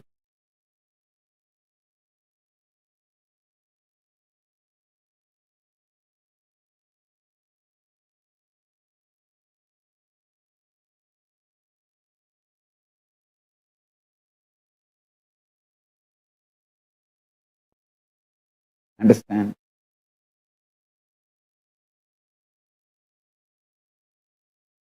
I will reveal more details.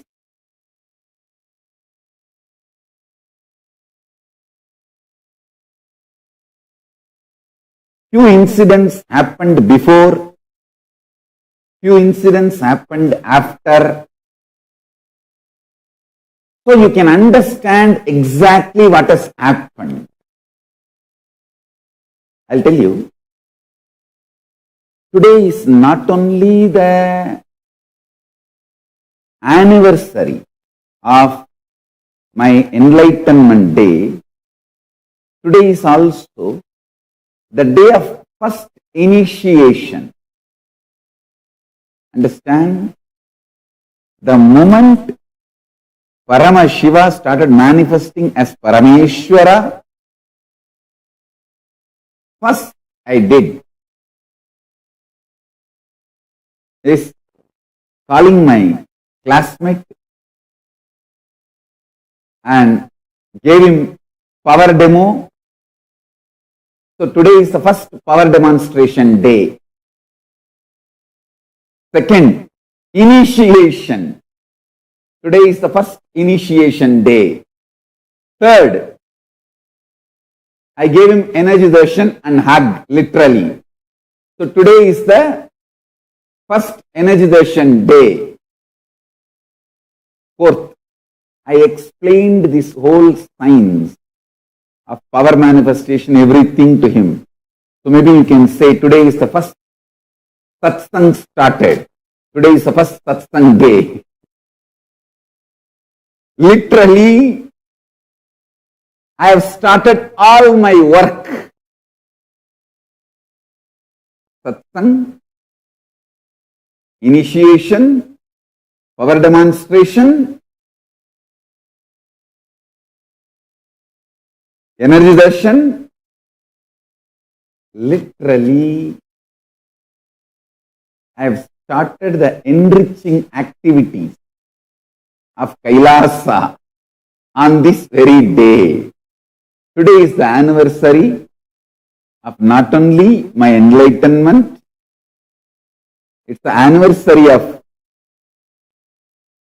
energy darshan, first energy darshan, first initiation, first satsang, first power manifestation demonstration. Understand? I am seeing 31 years of sincere enriching has made by the grace of Paramashiva and the protection of Kalabhairava, Kailasa has become reality. Understand? The 31 years completed and 32nd year starting. What?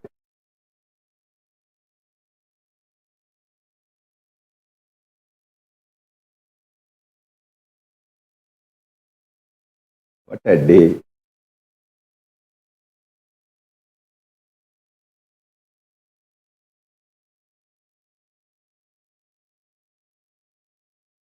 I have sharing from my classmate and my first disciple, literally, who received the initiation. He has shared his personal experience.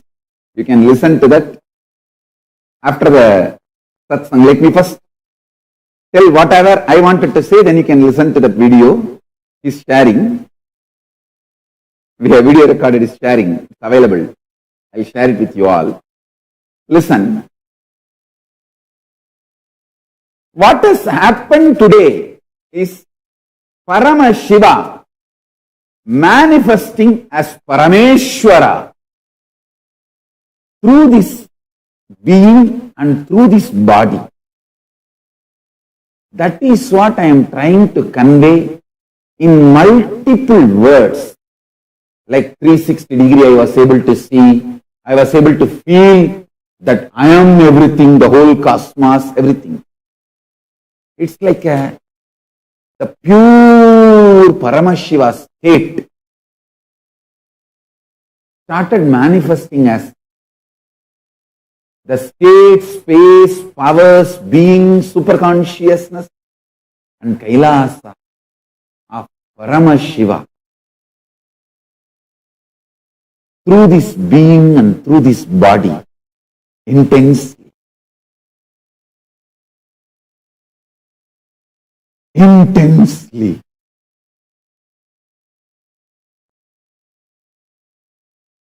Paramashiva started manifesting as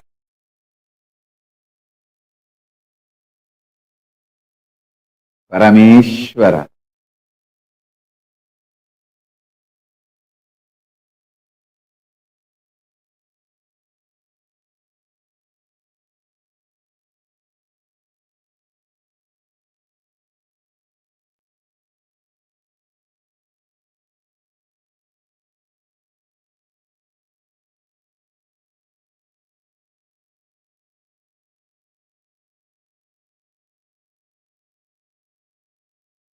Understand?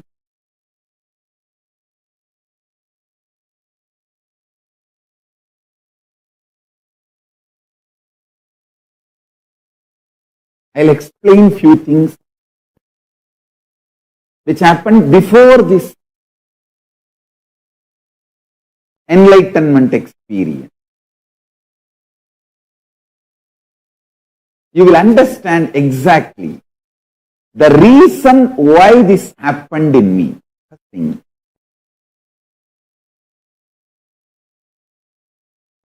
It all started Annamalai Swamigal telling that we are not the body, we are beyond the body.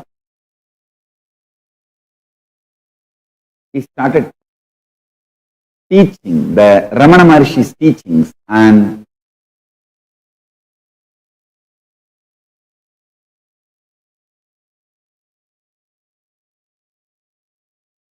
I ran to the home and wanted to check how can we be beyond the body and we are beyond pains and sufferings. I took the shaver in those days, like how my father used to have, where they slide blade and shave.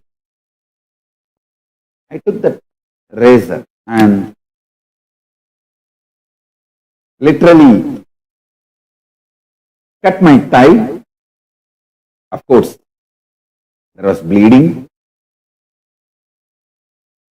My mother's son immediately rushed me to the hospital. Hospital means just opposite house, across the road. family doctor. His name is Dr. Karunanidhi. He was more like a family, literally is a family.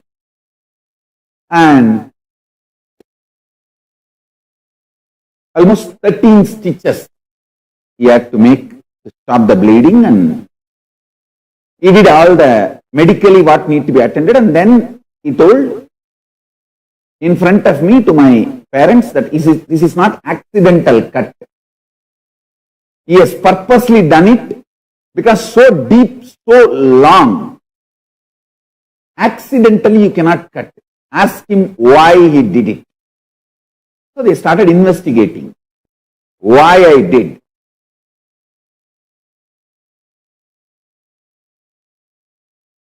The doctor even had the doubt whether it was a suicide attempt.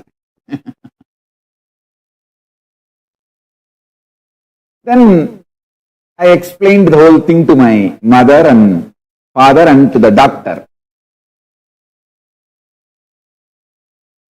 That Annamalai Swami told, we don't have pain, and I just wanted to check whether I have pain or not. So I cut myself and to see whether I have pain and suffering or not. Listen to this word. Neither my mother nor my father was angry with Annamalai Swami. They did not have a single ill feeling to my Guru Annamalai Swami. First thing my mother said, for my mother I am literally life, not only now, even in those days. My father and mother, both of them know, purpose of their life is to give birth to me and protect me and make me flower. Once my father saw I have already fully flowered and started my mission, he just relaxed and left the body. Understand, they know their life's purpose is me flowering. So they were so protective of me, but the moment they heard the whole story, my mother said, அந்த சாமி சொல்லி இருந்தா தப்பு இருக்காது கண்ணு, அது நாம தான் தப்பா புரிஞ்சிட்டு இருந்திருப்போம், அவர்கிட்டயே கேட்கலாம், என்ன அவங்க சொன்னாங்க, நீ என்ன புரிஞ்சுக்கிட்டீங்கன்னு அவர்கிட்டயே கேட்கலாம் கண்ணு. That's my mother's first response. My father, bandage எல்லாம் போட்டுக்கன்னு, அப்புறமா அப்பா சாமிகிட்ட கூப்பிட்டு போறேன், அவர்கிட்ட கேட்கலாம். Means my mother is telling that if that Swamiji, Annamalai Swami said, there will be nothing wrong. We will ask him what he said and what you understood. We will just find out and attend to that. We will try to understand what Annamalai Swamigal said.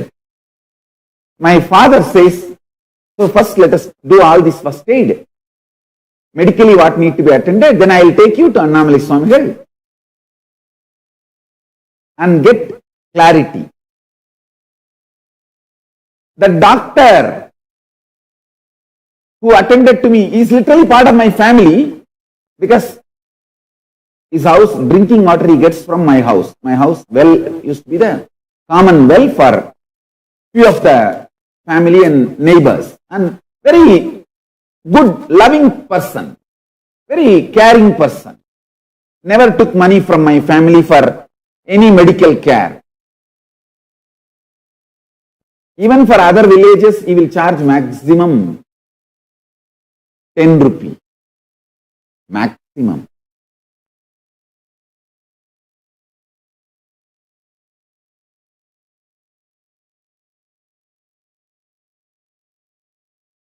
Understand? The doctor His response, கண்ணு அவங்க சாமி சொல்லி இருந்தாங்கன்னா தப்பா ஒன்னும் சொல்லியிருக்க மாட்டாங்க.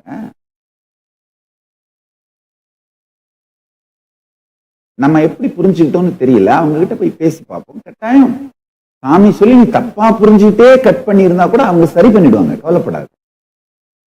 I tell you, the ecosystem, understand, if the same thing happens today, first they would have filed the POSCO complaint on Annamalai Swamigal. Abetment of suicide.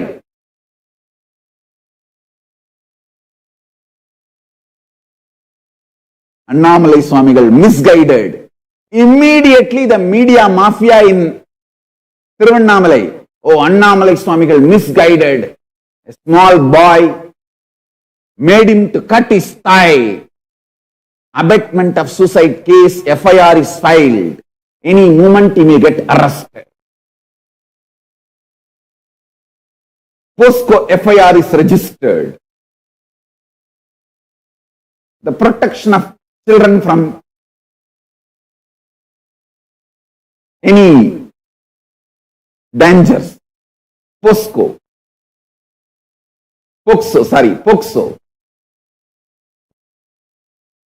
Understand the great ecosystem Arunachala gave me.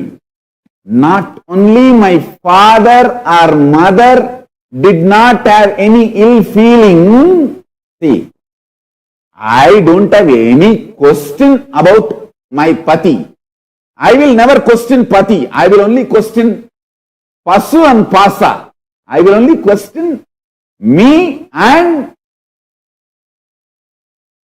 the Maya, delusion. Never question pati, my guru. I will never do that. That is different. Even my mother or father, forget about filing a case on Annamalai Swamigal. They will not even entertain, cherish a ill feeling. Actually, my mother must be listening to this satsang. If she listens, she will even laugh, because never ever they would have had even an idea of filing a case on any of my gurus. Forget about cases, even ill feeling. And not only no ill feeling, they are not even indirectly saying, okay, from now onwards don't go to that Swami, and whatever he says you are not able to understand. Let us not disturb him, but let us not go there. Not even that. My father is telling, let's finish this first aid band-aid. I will take you to Swamiji and let us ask Swamiji the more details of what he was telling you and teaching you. And my mother is consoling me. Hey, if that Swamiji has said something, there will not be any wrong. We only would have misunderstood. Let us ask that Swamiji more details of what that Swamiji was trying to teach you. God, I can roll on the ground of Tiruvannamalai and touch every person who lives in Tiruvannamalai, his feet dust on my head. Literally the feeling I have now, the gratitude I have now for the ecosystem, oh God. Hey, I tell you, it is that ecosystem produced me. If I had even one poison around me, they would have stopped me going to Annamalai Swamigal. Actually, after this cut, I started going to him more regularly, every day.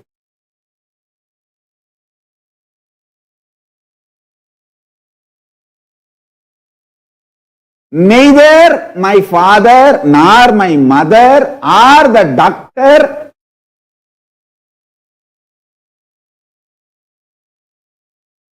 put any ill feelings about my Guru to me, nor they even try to slow me down, keep me away from my Guru. My father is telling, hey, let us finish the band-aid. கட்டு போட்டுட்டு உடனே நான் சாமிகிட்ட கூப்பிட்டு போறேன், அவர்கிட்ட பேசலாங்கன்னு அவர்கிட்ட கேட்போம். He is just waiting for doctor to finish the band-aid. And then doctor is telling, I also did not see that Swamiji for many days. I will also come, let us go and meet and have darshan of Swamiji. Understand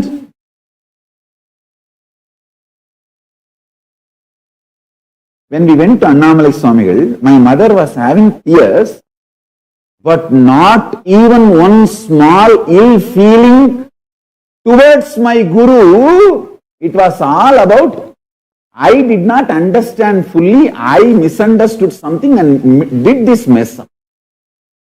What a mother and what a father and what a doctor and what an ecosystem. I tell you, every Shivacharya in Tiruvannamalai temple is my Guru.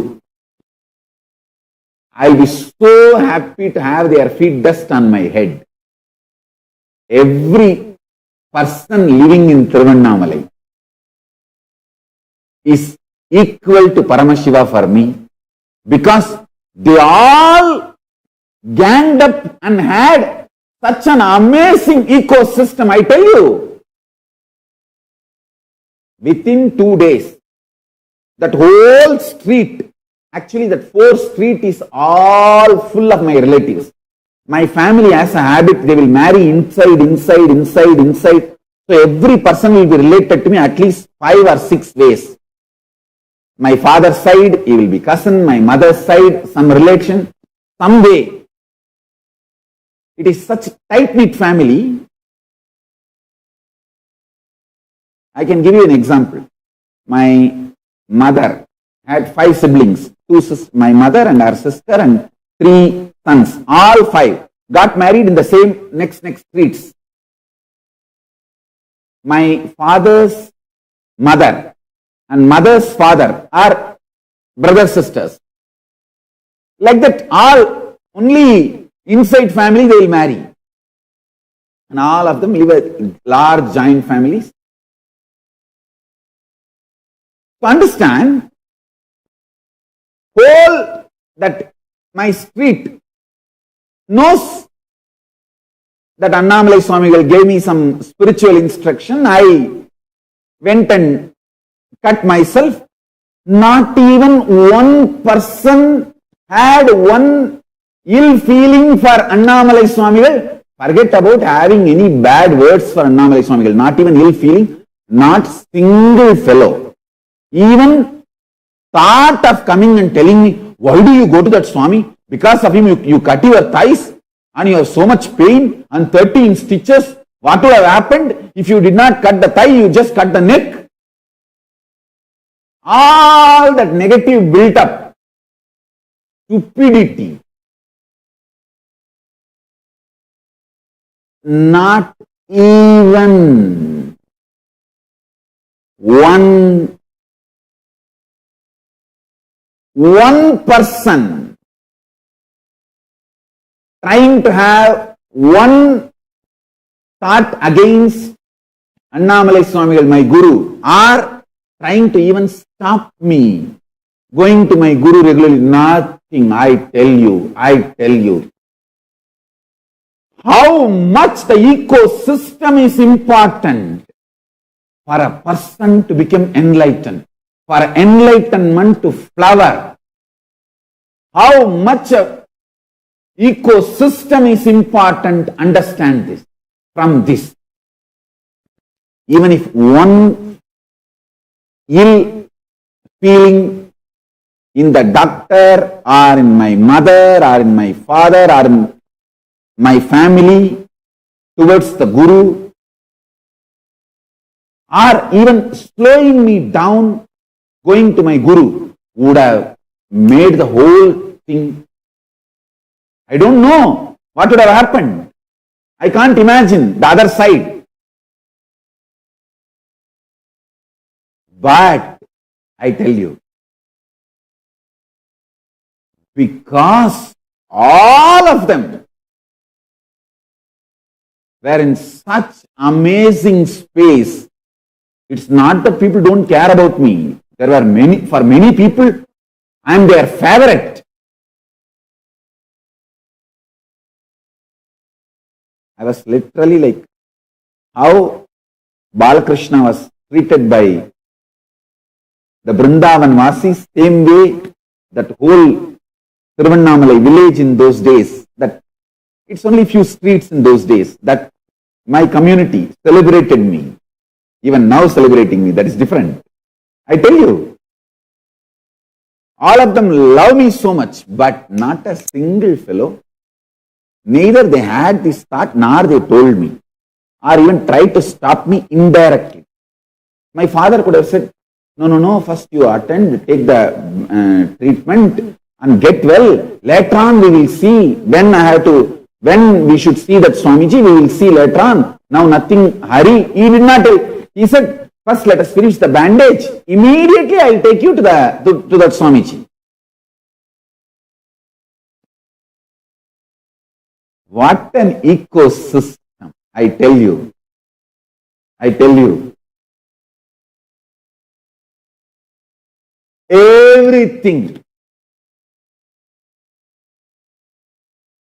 Everything, all the good things happening through this being and body.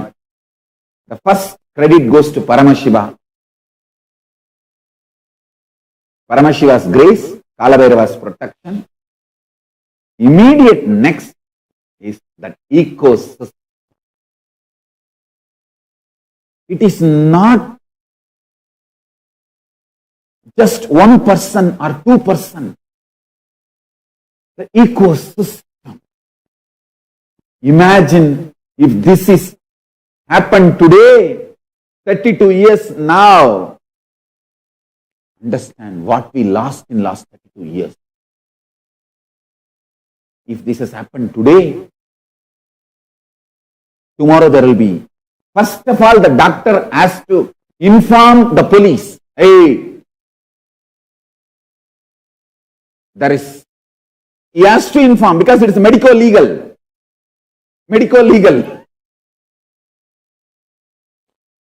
He is legally bound to inform the police station.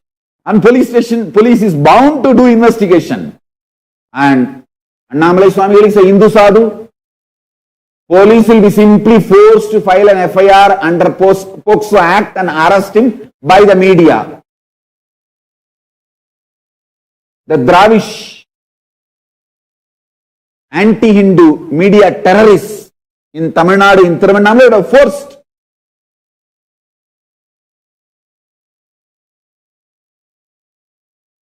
the police to file an FIR under POCSO and arrest Annamalai Swami.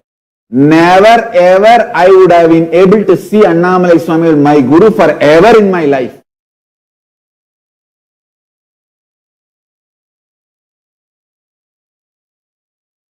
Even if I prove in the court that he has not done anything wrong, I cut myself on my own.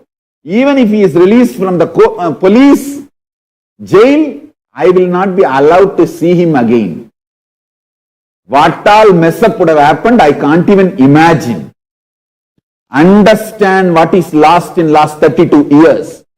Let us rebuild the ecosystem Paramashiva provided to me as Tiruvannamalai Arunachala Sarvanya Peetam. That is the real gratitude we can pay. I can pay to Arunachala.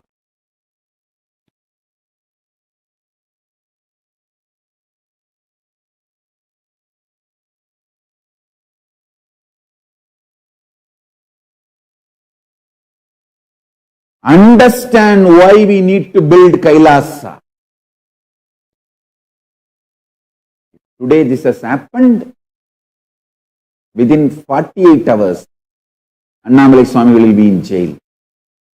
And I would have never, I don't want to utter any word from my mouth.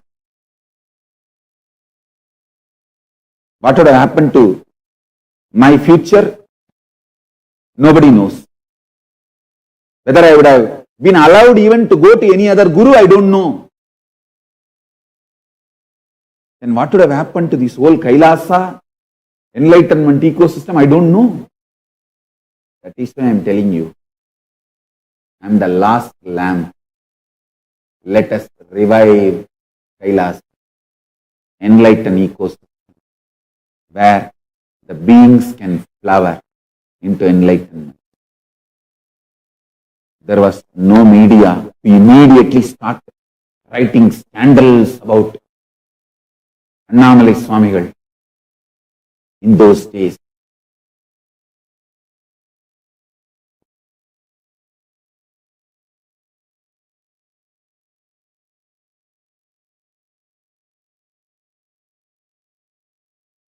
Fortunately, no pokso on Annamalai Swamigal. Neither anybody had a ill feeling to my guru, nor they even thought of stopping me going to my guru. Immediately after that band-aid, I was taken to Annamalai Swamigal. I bowed down and said, Swami, cut பண்ணிட்டேன். கொஞ்சம் வலியாத்தான் இருக்கு. நீங்க சொன்னீங்க நமக்கு வலி எல்லாம் இல்ல, நம்ம உடம்புக்கு அப்பால அப்படின்னு எனக்கு புரியுற மாதிரி சொல்லுங்களேன் சாமி. I went and asked him. I cut my thigh and there is a pain. You said that there will not be any pain and we are beyond body and mind. Can you explain more detail?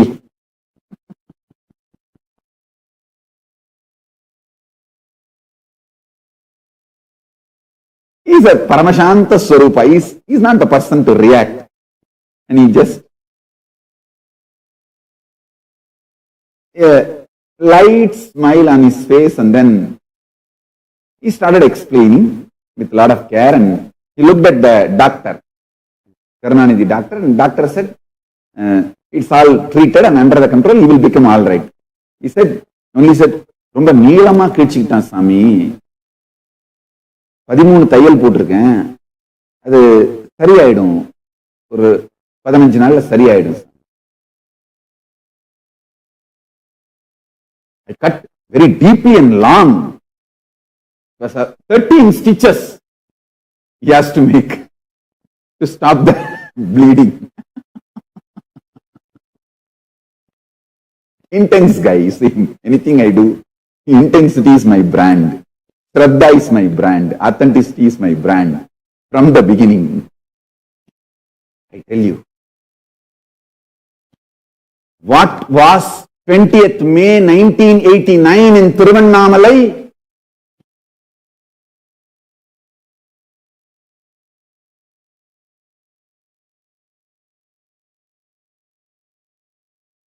I cannot disrespect Arunachala or Tiruvannamalai.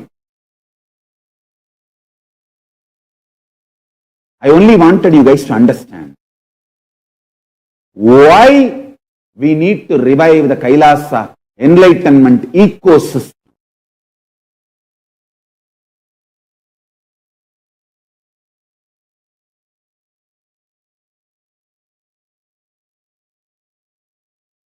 Government would have filed the POCSO, put that Swamiji, Annamalai Swami in jail, but I would have never achieved what I need to achieve if that has happened. Because government cannot give enlightenment to me. Only my guru can give. Fortunately, I had the ecosystem. Not only none of my relatives, family people had ill feeling to Annamalai Swamigal.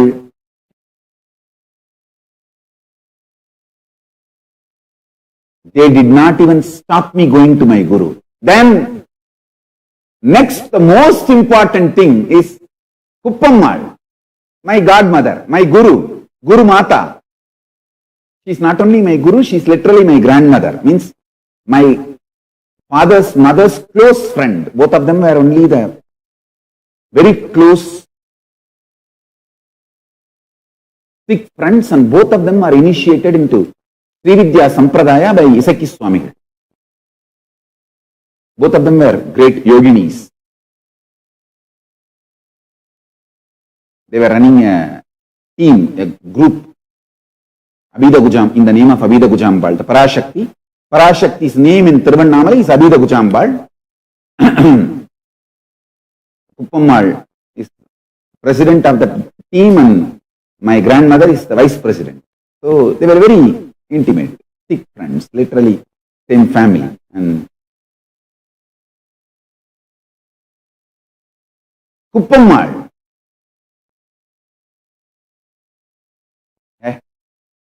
விடுறா, இந்த பெரியவங்க என்ன சொன்னாலும் அத வாழ்க்கையில test பண்ணி பார்க்கறதுன்னு பண்றல்ல, இது போதுமடா, எல்லாத்தையும் சாதிச்சிரோடா நீ, விடுறா. That's all. Means she was actually encouraging me to experiment whatever my gurus are teaching. One of the most beautiful things, I had many gurus. None of them are possessive of me. Everyone was trying to support me, enrich me, make me flower.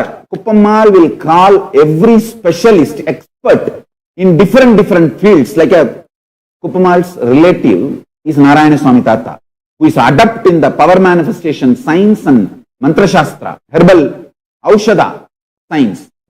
She will call him regularly and make sure I learned everything from him. She had many of that kind of contact, the great enlightened beings, siddhas, adepts in various fields. She will get all of them and make sure I receive all the knowledge and I am enriched, never possessive.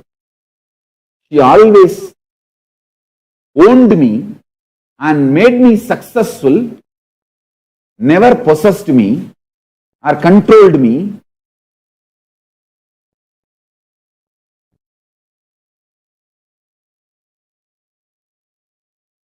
She will only protect me from anti-spiritual elements coming near me.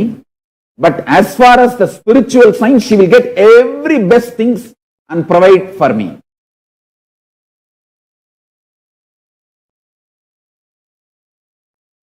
And she will make sure when every day I meet whoever I need to meet, whether Ram Kumar, Annamalai Swamigal, she had her own schedule and internal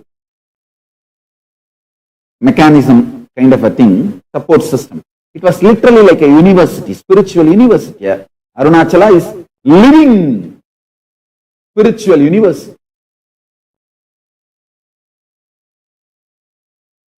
She will make sure I learned the Saiva Siddhanta from Panduranganar, my Saiva Siddhanta Acharya. There was one elderly woman, Kanagammal. She is the disciple of Ramana Maharshi. She wrote commentary on all the Ramana Maharshi's works. So Kuppammal will make sure I learn all the lessons from Kanagammal and Annamalai Swamigal. Sadhu Om. I tell you, that whole ecosystem, oh God.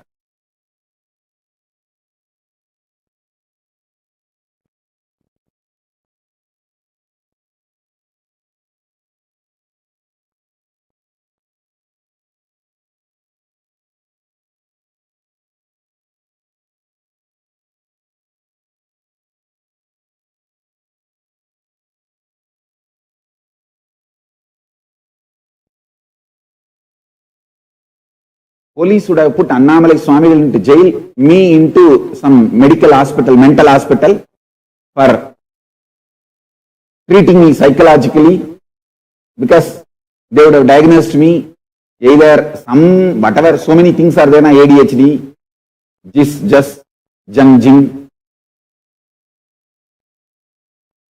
They will even create one more, cutting thigh phobia, cutting thigh disorder.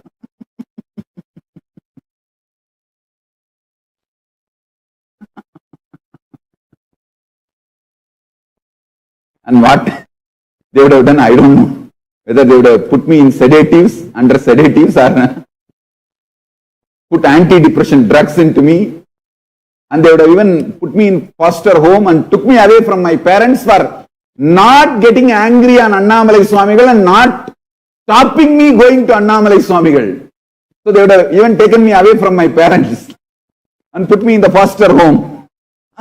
Ayyo, Yamma. Aala vidungra Swami. Annamalayane. Yabba. எப்படிடா இன்னொரு தரம் பூமியில பிறக்கிறது? ஒருவேளை திரும்பி வரணும்னா ஒரு வீடு இருக்கணும் இல்லடா பூமியில, அதுக்கு தாண்டா கைலாசத்தை பண்ணி வைக்கிறேன், இந்த ஈகோ சிஸ்டத்தை பண்ணி வைக்கிறேன். இல்லைன்னா திரும்பி வந்தா புடிச்சு மென்டல் ஹாஸ்பிட்டல் போட்டானுங்கன்னா என்னடா பண்றது?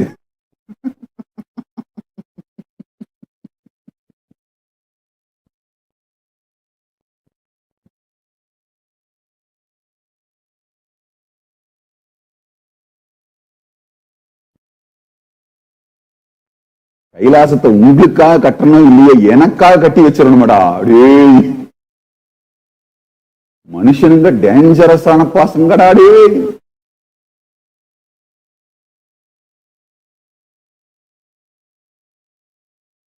Human beings have become so dangerous.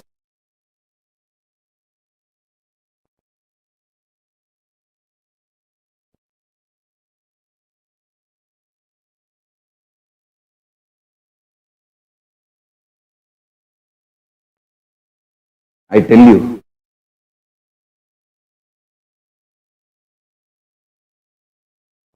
just give my gratitude to that whole ecosystem. The Kailasa which was there in Tiruvannamalai, I cannot say which is there in Tiruvannamalai. Just give my gratitude.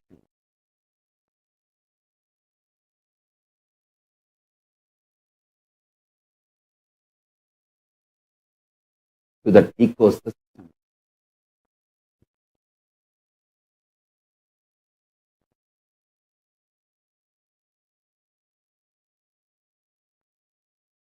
I have to revive Kailasa.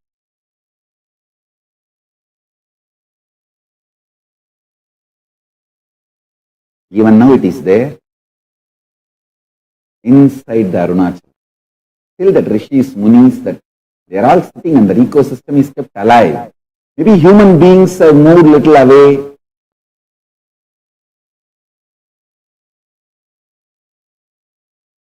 But that does not mean ecosystem is there and it has to be manifested. That's all. Let's talk only about that.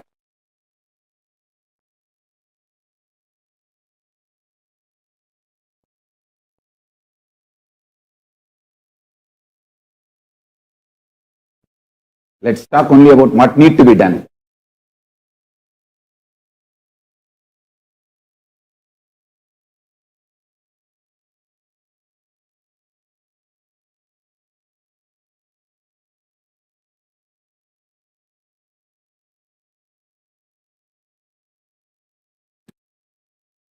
I tell you.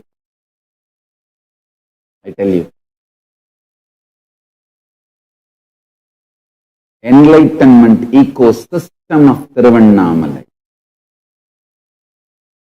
The Kailasa in Tiruvannamalai. Made Paramashiva manifest as Parameshwara, the state, space, being, powers, superconsciousness, Kailasa of Paramashiva through this being and body. Kailasa in Tiruvannamalai was responsible. Let us revive Kailasa to give our gratitude to that enlightenment ecosystem. That is my message on today, Nithyananda Purnima, to the whole world.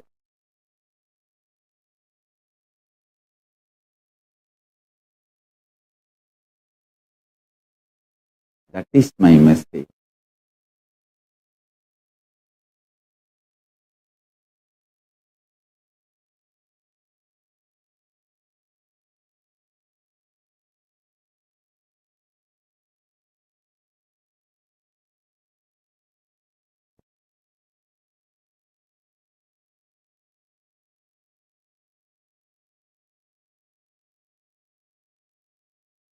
With this,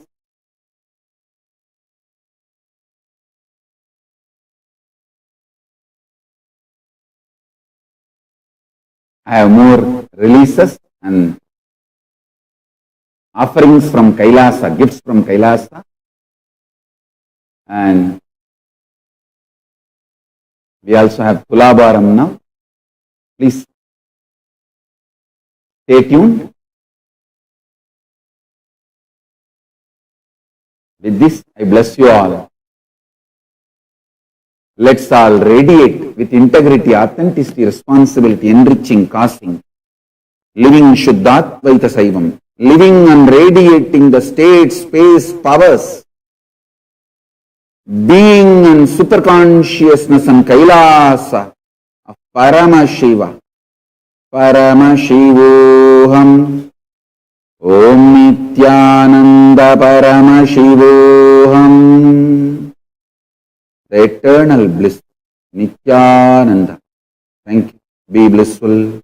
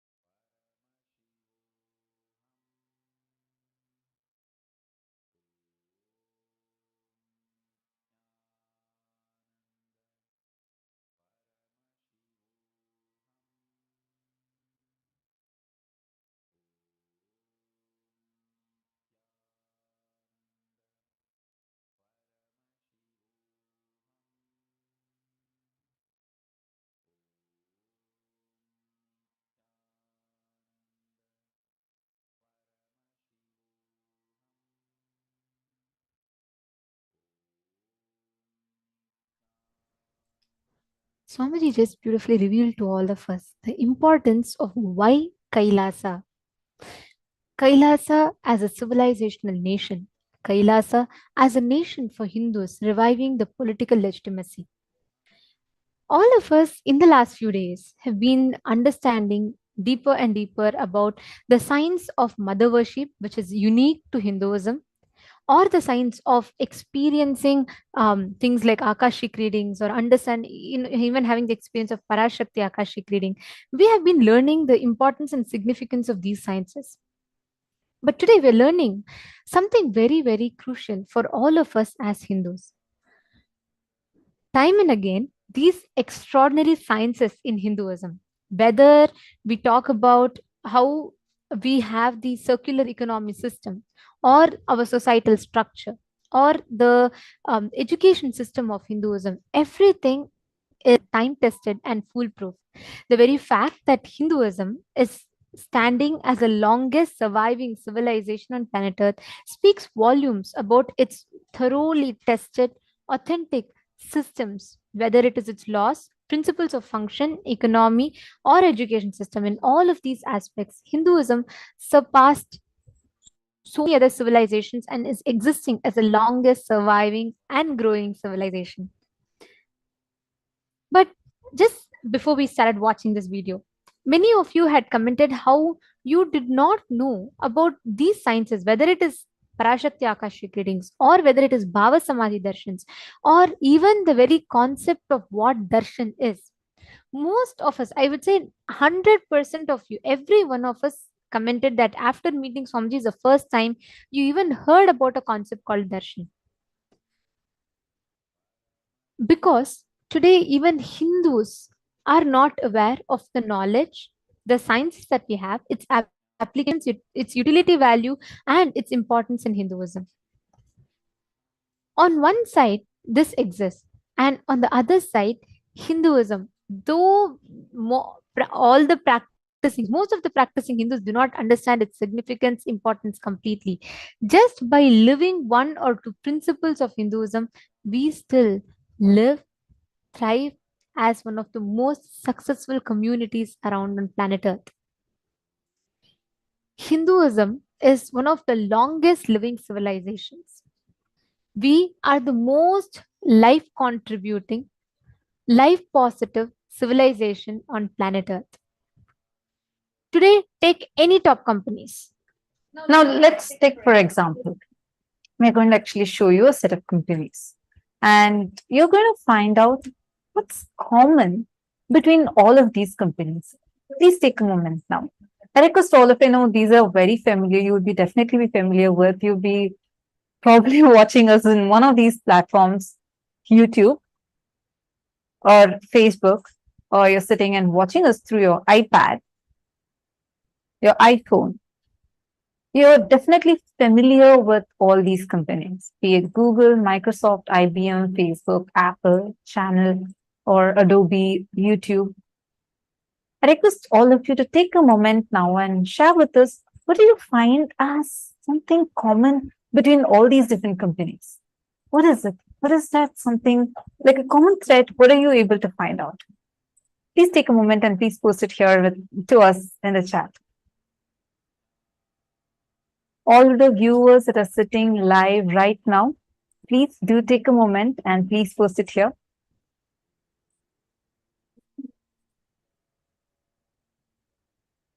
What is it that you are finding as a common thread between all of these? All those us on Zoom, all the people that have joined with us on Zoom, you all also can post it in the chat. Let us know. And also, I'd like to request all the participants to please take a few minutes. Very, very soon, we're all going to be having the live darshan. We request each of you to invite your friends and family members. We request all the participants here, each and every one of you, to take a few minutes and invite all your friends and family members for the darshan starting very soon. For you to have the best experience of the darshan, we recommend all of you to please join us on the Zoom. You can all join us on the two-way video conferencing. So you all can have a much more immersive experience of the darshan. So we encourage all the viewers that are watching us on various other social media platforms around the world to please join us on Zoom for you to receive the darshan and have the best experience of the darshan. All right. So now coming back to our question. In all these, if you see, all these top companies, take Google, Microsoft, IBM, Chanel, Apple, YouTube, Adobe, or Facebook, all of these are headed by Hindu CEOs or the CEOs who are influenced by Hinduism. You may wonder, even Mark Zuckerberg, actually, there was a very famous interview clip that recently went viral where he speaks about how Steve Jobs inspired Mark Zuckerberg to meet Neem Karoli Baba. Doesn't just limit to just the CEOs or business world. Take Hollywood, for example. Whether we take Julia Roberts, whether we take any top celebrities, whoever achieves success, they all start turning towards Hinduism to take their life to the next level. Whether it is Brad Pitt, whether it is Mr. Robert Downey, or whether it's with Mr. Will Smith, each one of them, whether it is Madonna, whether it is Angelina Jolie, each of them turned towards Hinduism for them to experience deeper level of realizations in life. All successful people. And if any of you that are watching us live right now, if you are also wanting to add to this, more people, more prominent people, influences. Why? Like I would add, for example, the Prime Minister of UK, he is also a very proud Hindu. Like this, we have so many successful people. Sanatana Hindu Dharma, Hinduism, is one of the most successful civilizations. Understand the glorious past that we have had and the amazing science that Sanatana Hindu Dharma is. Hinduism cannot be equated to the definition of religion as we generally understand. Swamiji beautifully says how Hinduism is greater science of existence. It's Sanatana Hindu Dharma, which is the very intention from which Paramashiva created this universe. And for each universe, there is certain dharma, the way to exist. And that is Sanatana Hindu Dharma, which comprises of extraordinary sciences, amazing advanced technology within it. So why is Hinduism becoming so popular? And why are Hindus thriving? Take a moment, all the viewers that are here right now with us, we showed you many prominent people that many of us would be knowing as how they are living and practicing Hinduism. Why do you think that Hinduism is becoming so popular? In reasons, as Swamiji himself had revealed in this video that we all watched. Swamiji shared how Hinduism is based on the greater science called life. It is fundamentally life positive, life affirmative, life powerful, cognitions based civilization. It is not defined, actually, like Swamiji was beautifully telling in the satsang, if you take the Wikipedia definition or if you take the dictionary definition of what is a religion, every subsect of Hinduism, every sampradaya of Hinduism is capable of being its own independent religion. So Hinduism is more like an open source, open framework model where each person can build, connect to the divine in an aspect, in an attribute that they want to experience, ultimately to discover their highest potential of existence. Hinduism is the most non-violent, peaceful, contributing civilization on planet Earth. Now, the reason for Hinduism growing its influences, where so many people who become successful turn towards it, is the principles that we are based on, the principles that we Hindus follow. Hinduism, the indigenous Hindu nations have lived peacefully for more than 10,000 years without invading or colonizing any nation. Hindus do not convert. Hindus do not terrorize. Hindus do not believe in colonizing. Hindus do not believe in converting. Hindus do not believe in violence, terrorism.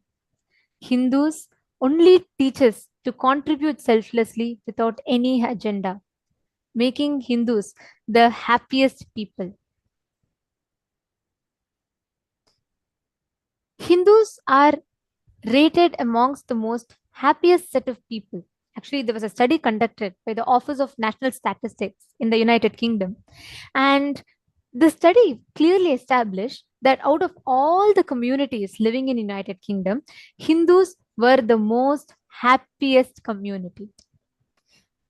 Take any vicinity or surroundings around you. Just by following the principles of Hinduism, our life becomes so happy. Because, like Swamiji beautifully explained in this video that we all listened to in the satsang, Swamiji is explaining about how Hinduism is fundamentally rooted on life positive, life powerful cognitions. Whether the experience of the lifestyle that we live, whether it is puja, the food that we eat, or whether the festivals we celebrate, the rituals we do, the relationships we build, everything is fundamentally centered or rooted upon the principle of oneness.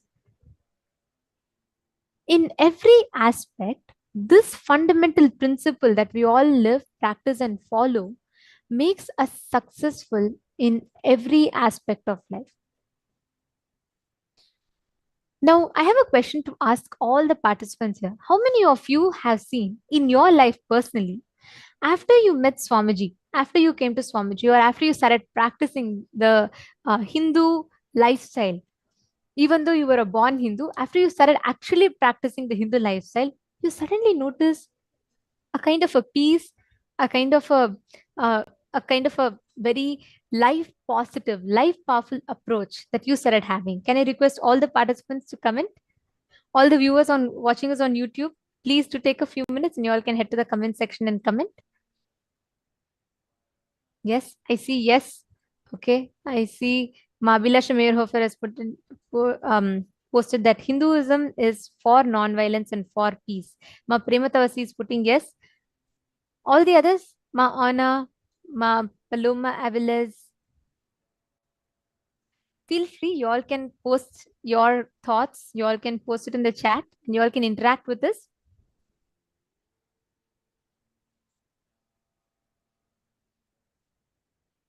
Okay. So we have more. Shri Balasubramanyamaya has posted Hinduism is life positive. And Everardo Alfaro has posted, okay, you have posted for the earlier question. You've posted, you've only heard about Samadhi word, but not Darshan. You didn't know about Darshan. See, each of us as Hindus living in various different parts of the world, for us to even know the benefit or the significance of us being Hindu is so different, where we do not understand, where we do not cognize, where we do not live, apply these principles. Every one of us, any aspect of life that you take, we are not having a clarity, or let alone clarity, even if someone wants to know more about Hinduism, we do not have a clear place to go to. We do not understand.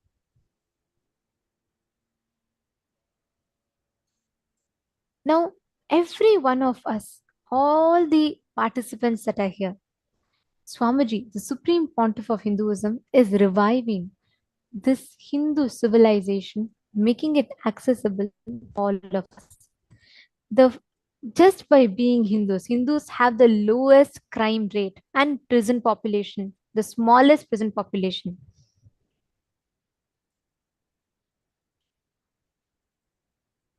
It means crime rate in Hindus is only 1/10 compared to others. And understand, Hindus are the happiest people. All these are statistics. See, we need to understand this a little more deeply. How many of you that are here with us, as you see the news, whether it's the climate crisis, so many tsunami warnings, floods, earthquakes, or the news on war, the violence that's happening because of the war, and the whole world seems to be split into two, and really, literally in front of you, you are seeing the Third World War unfolding itself, just as Devi Parashakti had warned. Or when you see gun violence, news on gun violence, where young kids are becoming so violent and killing people using guns and killing other children, teachers. How many of you literally feel like literally hopeless? Really, like deep inside you, you feel extremely terrorized, hopeless. Understand the way, the direction in which humanity is heading is quite dangerous. Where all of us are heading continuously, it's become like a norm for us to see every day. You open the news, you see there is some or the other news about some natural disaster that has happened, some violence that has happened, and you keep reading it over and over again and again, and it's become as a normal part of our day. Like we get so used to it, and we are starting to become insensitive and thinking, yeah, global warming has happened, what to do? There's literally like zero solution for it. Actually, but just for this, what kind the struggle that we all go through every day when you just even read the news, the negativity it impacts in your inner space. How many of you are able to relate with this? I know after Parashakti blessed in the darshan last time, when Swamiji gave the Parashakti Akashic readings darshan very recently, just few days back, and after Swamiji blessed, like Parashakti herself blessed us, saying not to even get worried about the war or the violence or any of these things, as she herself will protect her devotees. I know many of us have relaxed and feel protected. But if you see as humanity in general, the struggle, suffering that what is going through, the only solution for it is revival of Sanatana Hindu Dharma, because it's only Hinduism that has the solution for all these crises. Understand? Just 2 years back, through the Parashakti Akashic reading, Swamiji revealed that there is going to be a war between Israel and Palestine that's going to break out, and how it is going to be spreading as World War III. And Swamiji as Devi also warned us, saying it is going to be happening within the next 3 years. And it's only 2 years since this warning came. We are already seeing it unfold in a very violent way in front of us. The only solution for this is revival of Hinduism, and that revival is possible only by revival of Kailasa. And Swamiji was telling one of the most important truths in this. Swamiji was saying that it is unfortunate that most of the Hindus are unaware. We are talking about how successful Hinduism is. That's true. But you will be shocked to know that within the next 2 generations, within the next 2 generations after you, Hinduism, your future generations will stop being Hindu. We are losing Hindus at an alarming rate. In 1920, if you told a Hindu or a Sikh businessman living in Karachi, Pakistan, that in 27 years he's going to lose everything and he will be a refugee soon, he would have just laughed. In 1960, if you would have told a Kashmiri Pandit that he is going to lose all his belongings and he's going to be a refugee in his own country, he would have burst into laughter. But what happened? the whole Kashmiri Pandit Holocaust, the whole Kashmiri Pandit massacre happened, and they were refugees. And if just a 50 years back, if you would have told a Bangladeshi Hindu that he is going to be soon homeless in his own country, he would have laughed. Same way today, Hindus, even in a country where you believe Hindus are factually majority, we are all losing Hinduism, the future generations of Hinduism, at an alarming rate. Because Hinduism actually is a minority. And we all need to realize this. The way how Sanatana Hindu Dharma, yes, with whatever our ancestors had done and what little bit remaining of Hinduism is there in our DNA, inherently we are being successful. But it is only a success. It's like you are a son of a billionaire. Someone comes, steals away all that, including stealing away your identity, steals billions away from you and gives you a few thousands. And once with that few thousands, you yourself try to build yourself up and you come up and become a millionaire. You get so satisfied, you celebrate thinking you've achieved something great. No, you are a billionaire, but your very identity has been stolen away from you. Your very core has been stolen away from you. All what you actually have is being robbed away, and we are being brainwashed to believe this is what is best. That is why I see Hindus getting satisfied by having, okay, I have one car, one house, and a happy family. If I want, I can get 2, 3 more cars, and then I'm fully settled. I have a good paying job, or sometimes my own company, then I'm settled. No.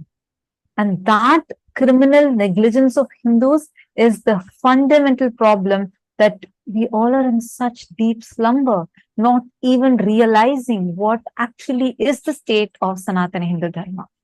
No, see, today when we all were discussing about the Parashakti Akashic reading, none of us knew there's a science called Akashic reading which exists in Hinduism.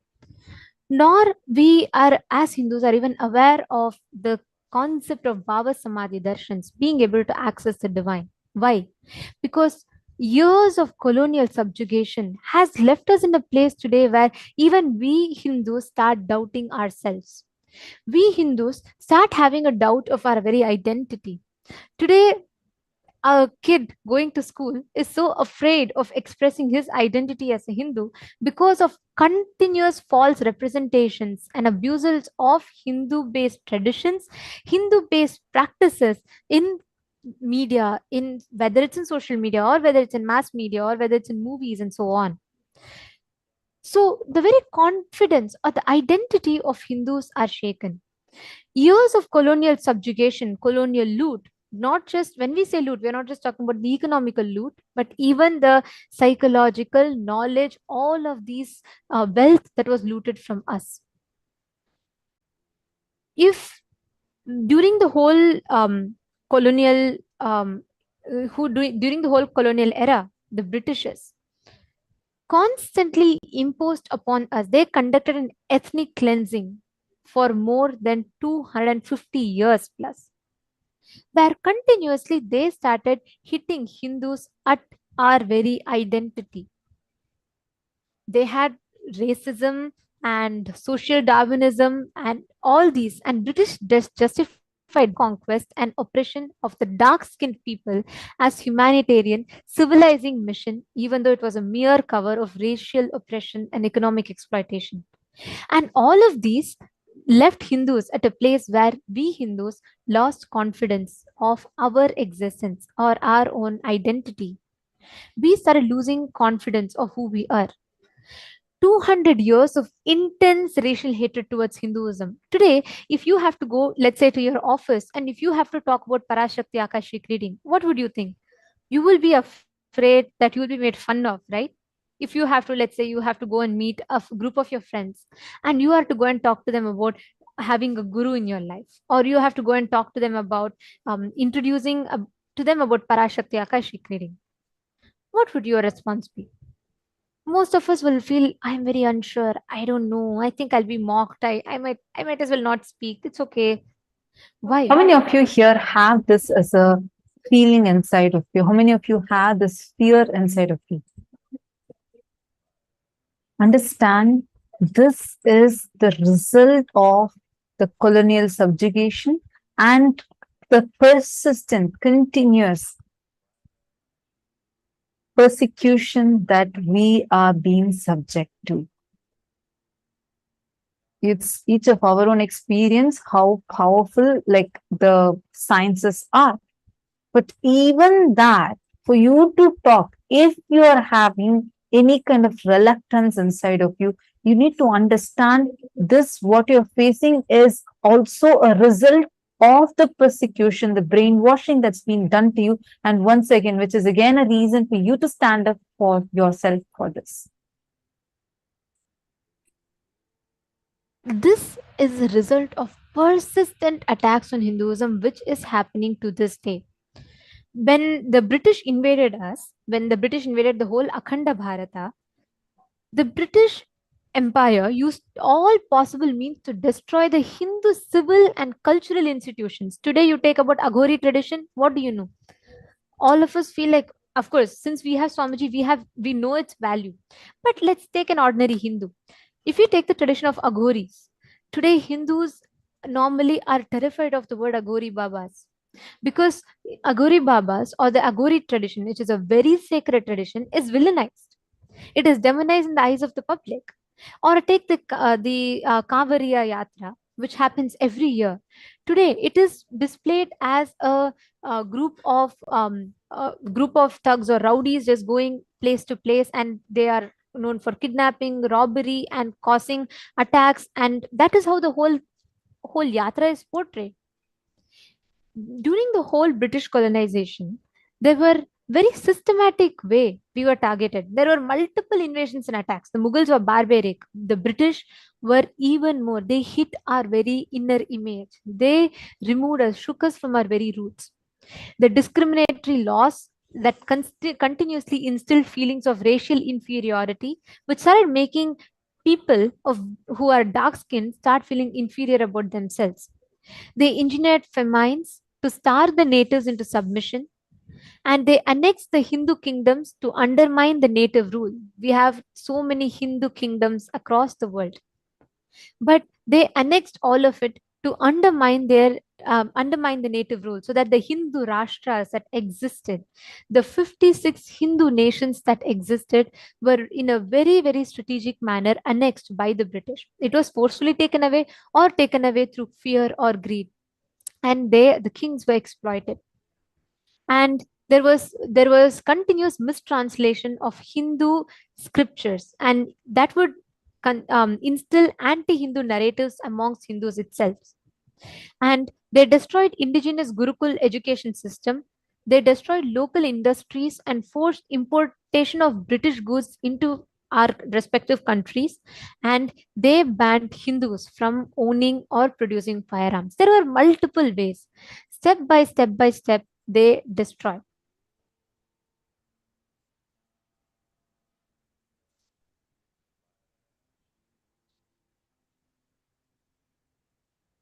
In each of these methods, our inner image, our identity as Hindus were attacked. Today, if we all feel, oh, I don't know what is even Parashakti Akashic reading, or I am feeling so underconfident to go and talk about Parashakti Akashic reading to my friends or my family members, or I feel awkward, I'm feeling very reluctant, understand, we are only falling down to the years of colonial subjugation that we have been subjected. And one of the strongest attacks and blows they did was for our Guru Shishya Sampradaya. Because when they attacked our wealth, see, the invasions that have happened, it's not just the Mughals and the British alone. Sanatana Hindu Dharma is the most persecuted civilization in the world. It's the most ancient and the most persecuted. The Supreme Pontiff of Hinduism is the most persecuted person on this entire planet. We need to understand this. We need to understand the kind of situation Sanatana Hindu Dharma is. When they attacked and looted our wealth, we recovered it and we stood back. They tried to usurp our kingdoms. We were able to get it back. We fought bravely, got it back. They tried to burn our libraries. You need to know our universities. Hindus had the largest and the most ancient universities in the world. The first universities where it was not just local university, it was international university where people from across the globe used to travel in those times and study there. For example, Nalanda, Takshashila. These universities and their libraries were burnt for 6 months straight. Even when all those scriptures were destroyed, we were still able to revive it back because all these, the masters, the thriving Guru Sishya Sampradaya kept it alive. But one of the strongest blows was when they attacked our Guru Sishya Sampradaya, our Guru Sishya Parampara. And that is a blow from which we are not able to recover. For example, here we are going to show you a series, and we would like to advise viewer discretion, where as we are going to be showing you all some of the very disturbing images too, as to what our Hindu gurus have faced.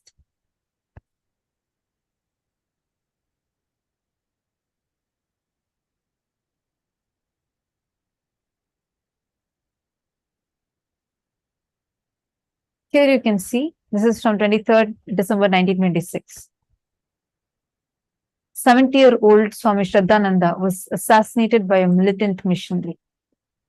17th November 1966. During anti-cow slaughter rally, 5,000 Hindu sadhus were killed in a police action. The official numbers reported range is from 8 to 375.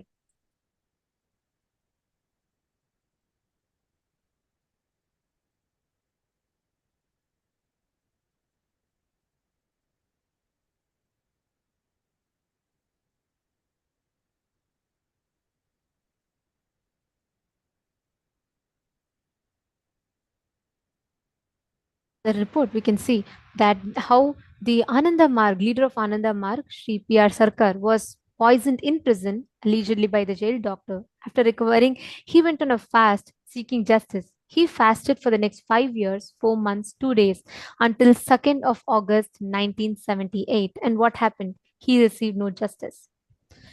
On the 30th of April 1982, of the very same leader that fasted for 5 years, Sri P.R. Sarkar, his own sannyasis, 16 male and 1 female Hindu sannyasis of Ananda Marg were pulled out of a cab and burnt alive near a bridge in broad daylight.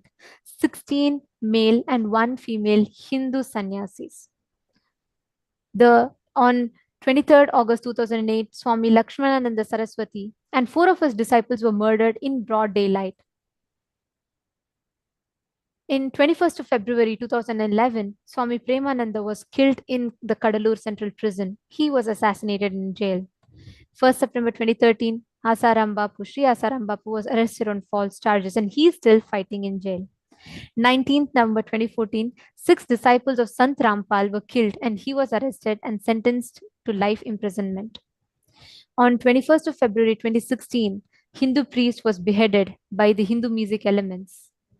22nd of September 2015, Swami Avimukteshwarananda was dragged on the street and beaten while he was performing his religious rites in the sacred river Ganga.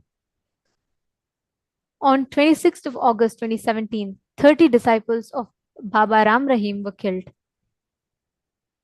On 27th of September 2018, Palhari Baba was given jail term till death on false allegations of He was a great yogi who lived only on fruits, and that is why his name was Pal Ahari. 25th of Jan 2019, Hindu sadhu was mob lynched, and the lynching was justified, claiming he was a Hindu beggar, and then he was lynched and killed.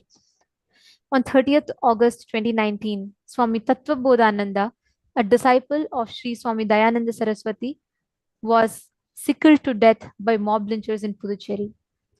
On 16th of April 2020, two Hindu sadhus were dragged onto the road, and along with their driver, were mob lynched in broad daylight and brutally murdered. Their murder was broadcasted on the social media channels.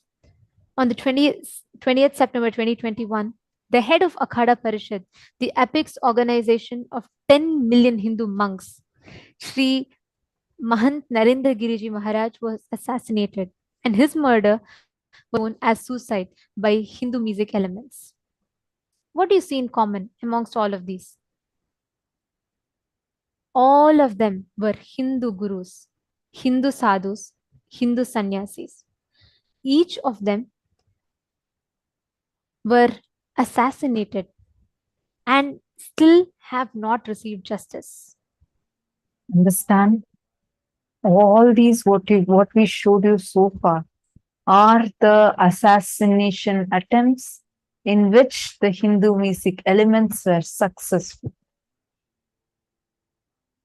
The Supreme Pontiff of Hinduism has faced 100 such assassination attempts.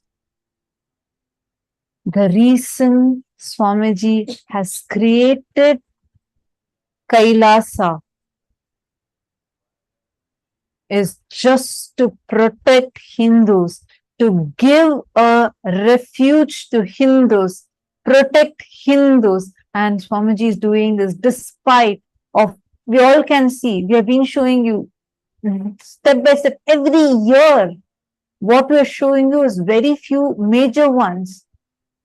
But understand the kind of attack, literally or genocide, is happening for Hindus. Hindu genocide is real. It is no joke that deep state elements that are in very high power are able to make such statements in national televisions, not just once, but multiple times, saying Hinduism needs to be eradicated. We need to understand the gravity of the situation, because what Swamiji, the Supreme Pontiff of Hinduism, has taken on himself and created Kailasa is, despite having such serious, I can't even use the word risk, because already Swamiji has faced the worst, most number of assassination attempts and the most brutal persecution on anybody ever, the most lawfare person. These are not some proud titles to have. This is what the Supreme Pontiff of Hinduism had to face just for his one decision to revive Kailasa.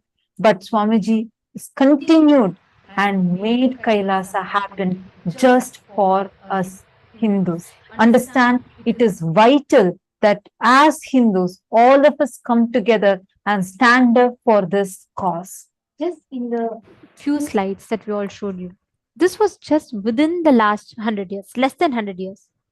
And we can see clearly how every year, these are just few, and we have collected a few names that quickly people can remember, but there were much more cases that happened which would take us a very long time to present each.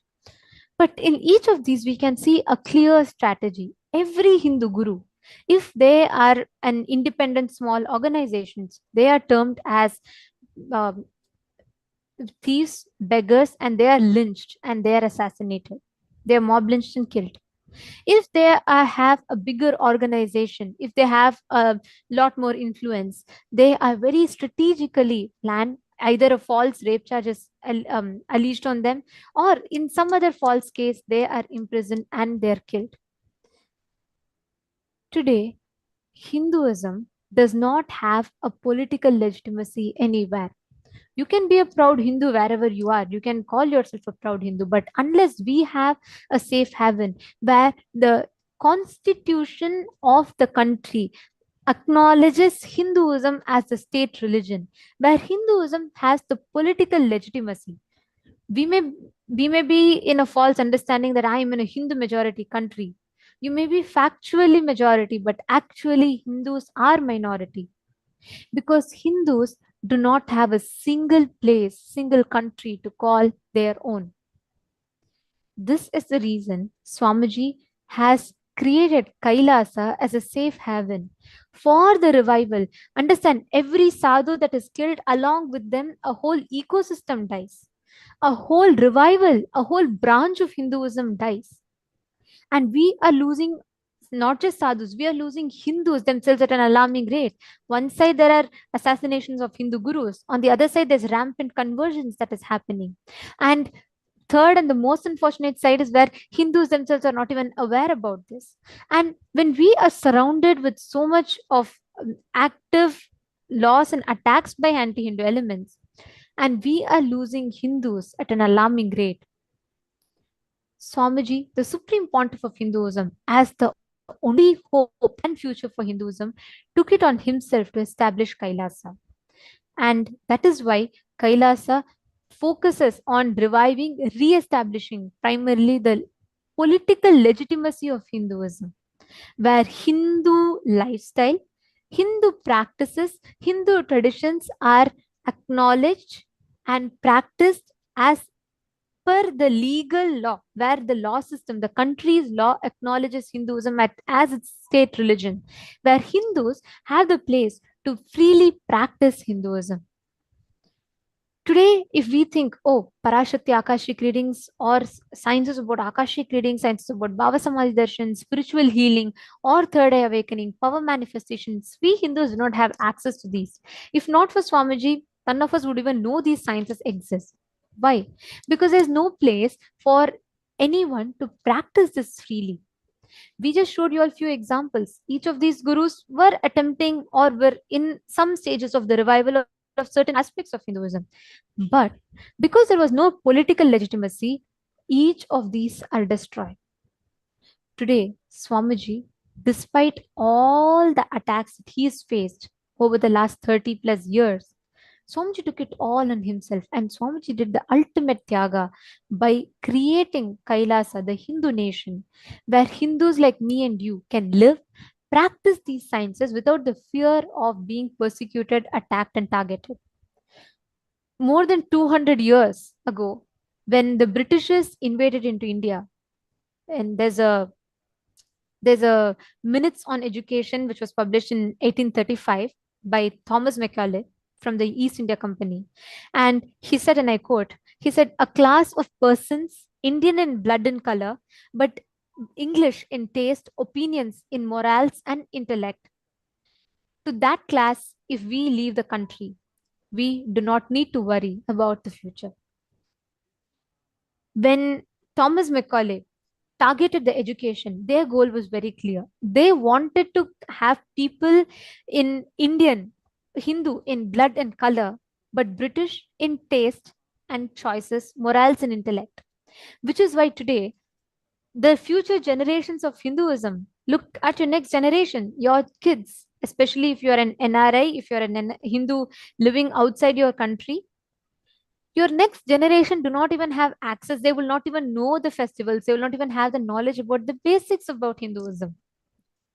The modern education system is literally brainwashing Hindus to only become till a clerk level and lose access to our highly intelligent, life positive, and supremely efficient sciences. That is why today Kailasa stands as the nation for the revival of these indigenous sciences. Swamiji first has established giving the utmost importance to giving a safe haven, a safe ecosystem for these sciences to be practiced and these sciences to be revived.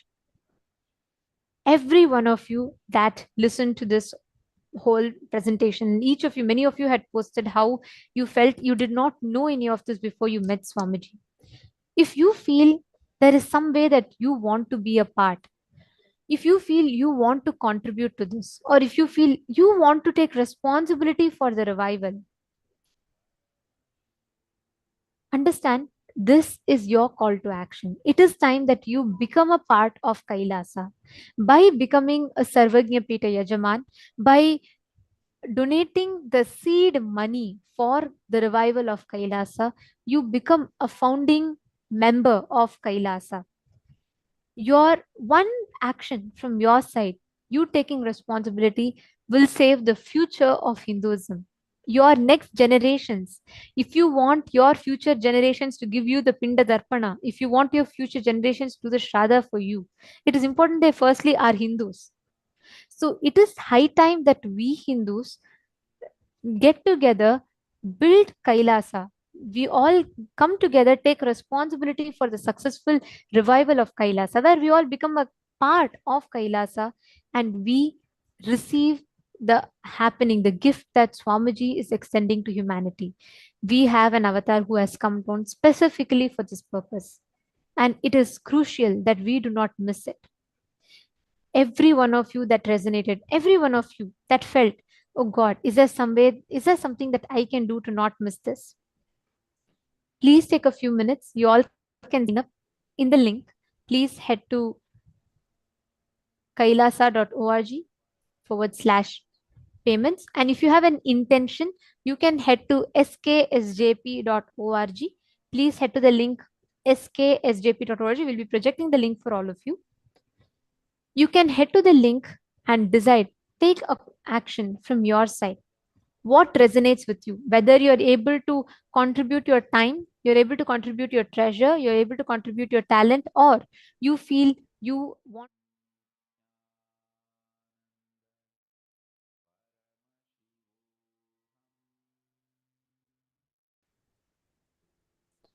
Every one of you that are here, what you resonate with, what you click with.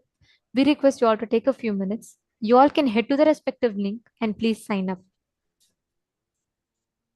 It is high time that we Hindus get together to take responsibility for Hinduism. It is time that we Hindus come together to understand, to receive the gifts of these sacred gifts that Swamiji is reviving from Hinduism.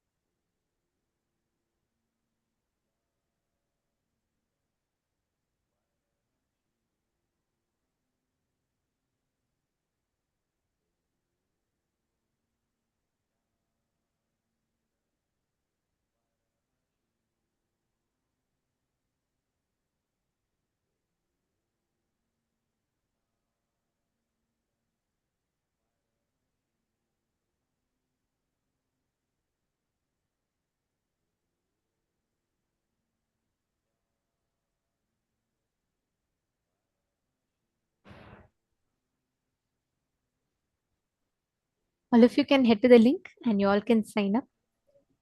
Now,